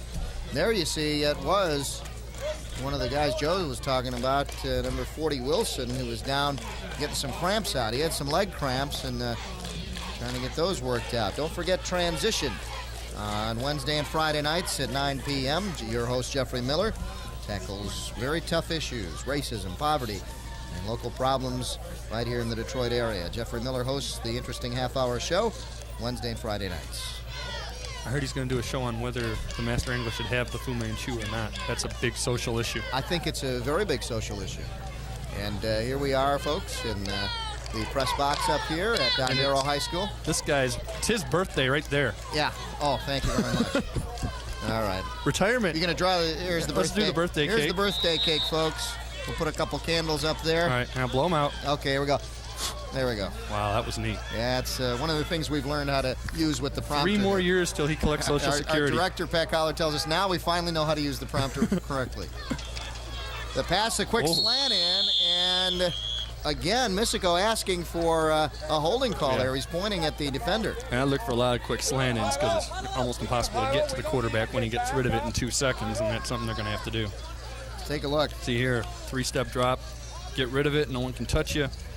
And got to wonder if he was held because the throw wasn't anywhere near him, and he hasn't made those kind of throws today. And that's today. a timing pattern, and you just drop back, throw, and wasn't there. Here you see Ferns, the defender. 2nd and 10, clock stopped at 1:58 left in the game. Pressure finally getting to Grant. He throws down the field, right down the middle of the field, and complete to, again, Matt Steele, who caught the last touchdown. That was and we should see a lot more of him now. We were wondering about that in the last drive, and Grant took a shot on the throw, and they had to help him up, and now he's moving. Yeah. Take a look here. He's getting nailed. Can't see him, but he did get nailed, trust me. And then Steele uses that 6'1" height over all the D-backs, and keep going to that. Wouldn't be surprised if they try to match up Ferns against him. This time, intercepted. And it should have been a touchdown. Yeah. Intercepted. Pete Toko on the interception for Athens, so that pretty much downs the hopes of the Oaks. And Pete's upset because he knows he would have scored. No one was going to catch him, and that is an identical play to what happened in the first half with J.D. Graves looking for Ferns, and Coomer made the interception. That time, Toko was kind of disguising his coverage, and they knew where the quarterback was looking, and he just waited on it. There you see Mike McElroy looking on. His team gave every ounce that they had to try to get this team a victory, and he knows it. What a great effort. John Walker looking on. His team will come away with a victory tonight. Again, I can't. They're going to go to 0-5, and so it's obviously not going to be a winning season. You can't get a winning record off an 0-5 start, but I can't believe they're going to go winless. Yeah. Because they're just... Not after what we've seen tonight. They've got a lot of talent on this team. They may not have the numbers like other teams do, but they've got a lot of talent on this Dondero Oaks team. Next week, again, don't forget to tune in. We've got the big matchup for you. The Berkeley Bears, who have been dominant in their contests, and the Kimball Knights. That'll be Saturday and Monday at 8 p.m. Then in 2 weeks, this is going to be a good one. Clarkston Wolves against the Adams Highlanders. Highlanders have been having their troubles, but they've been close contests. We saw them lose in the last second to Lake Orion, and last week they lost in the last second. Yeah, they're 1-3, but 2 of the losses, if you shorten the game by 30 seconds, they win the game. So a good matchup there. The Wolves against the Highlanders. Don't forget to tune into that one. And as far as Dondero goes, everything's kind of cyclical. You're in a city with open enrollment, which means kids choose what high school they go to. And Kimball's been a playoff team for 2 years in a row, probably going to be third year. So a lot of the 8th graders are thinking about Kimball. Well, a couple years ago, Dondero was consecutive years in the playoffs, so kids were thinking about that. It's just one of those things that goes in and out. So in a couple years, it could revert back to being a Dondero era for a little while, too. 1:20 left in the game. We see J.D. Graves go up to the line. Sends his man in motion. And the handoff to the tailback. That is Fournier. Matt Fournier getting his first action in the lineup, other than returning the ball. And now they're going to have 2nd and 1. They don't really even have to get a first down. They'll probably just get this first down, then kneel on it. Yep. It's Uren, number 7, in there as fullback, and Fournier as the tailback. In motion, that is Bracculus. And pulling him forward, looks like they pulled him forward for a first down. It'll be Fournier, but let's see where they mark it.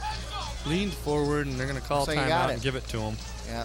Get the clock going. They're only going to have to snap it one more time if they time this properly.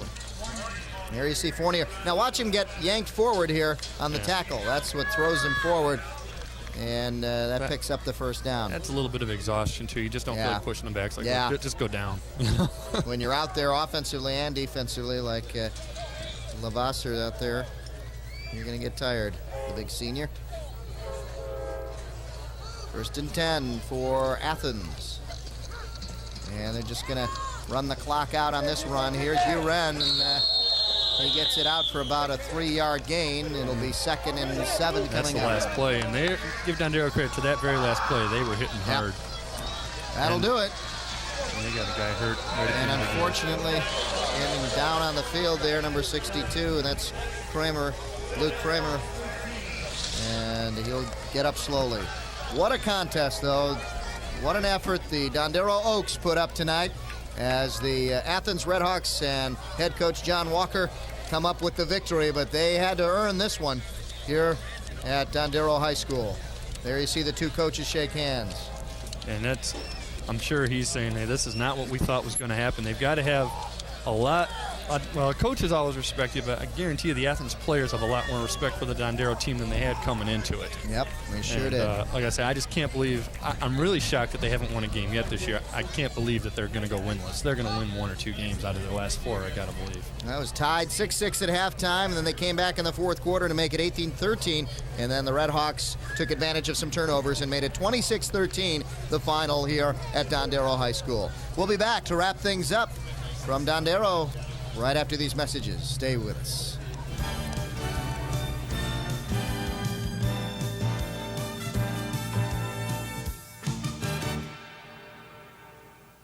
I wrote a letter to TCI because of the kind service and the kindness that was given to me when we needed service. I'm a district manager for Family Dollar stores here in Detroit and Pontiac. And being a district manager over 16 stores, it's important for us to maintain good customer service day in and day out. If you don't give good service to customers, you don't maintain good service, you don't maintain a good company. And TCI, in my book, has certainly represented customer service to the nth degree. If you wish a video cassette of TCI Sports, the cost is $25. Send a check payable to TCI, along with your name, address, and the names of the teams that played in the game, to TCI Sports Videotapes, 4500 Delamere Boulevard, Royal Oak, Michigan, 48073. Remember to tell us which game you wish to receive. And thank you for watching TCI Sports. The final score here at Dondero High School, Athens and the Redhawks 26 and the Dondero Oaks 13. And here's how the scoring went. In the first quarter with 6:17 left, it was Graves hitting Ferns on the 60-yard touchdown pass here, and Joey hit him right on stride. Right on stride and wide open. Ferns did a great job of getting away from the defender at the line of scrimmage. Easy touchdown. The extra point was no good, made it 6-0 at that point early in the game. The next score we didn't see until the second quarter with 30 seconds left in the half. It was a pass from Grant to Mizico for 10 yards. And look at this. Great catch right here. Unbelievable. Parallel to the ground. And this came off of a turnover late in the half, which allowed them to tie it up. And it was 6-6 at that point here in the third quarter. 11 yards, Mishka on this run. And he just took off around the outside. Good second effort as they tried to drag him down. And I think once again they didn't get the extra point, going for 2. Yep. So 12-6. 12-6. Here now a 6-yard pass from Graves.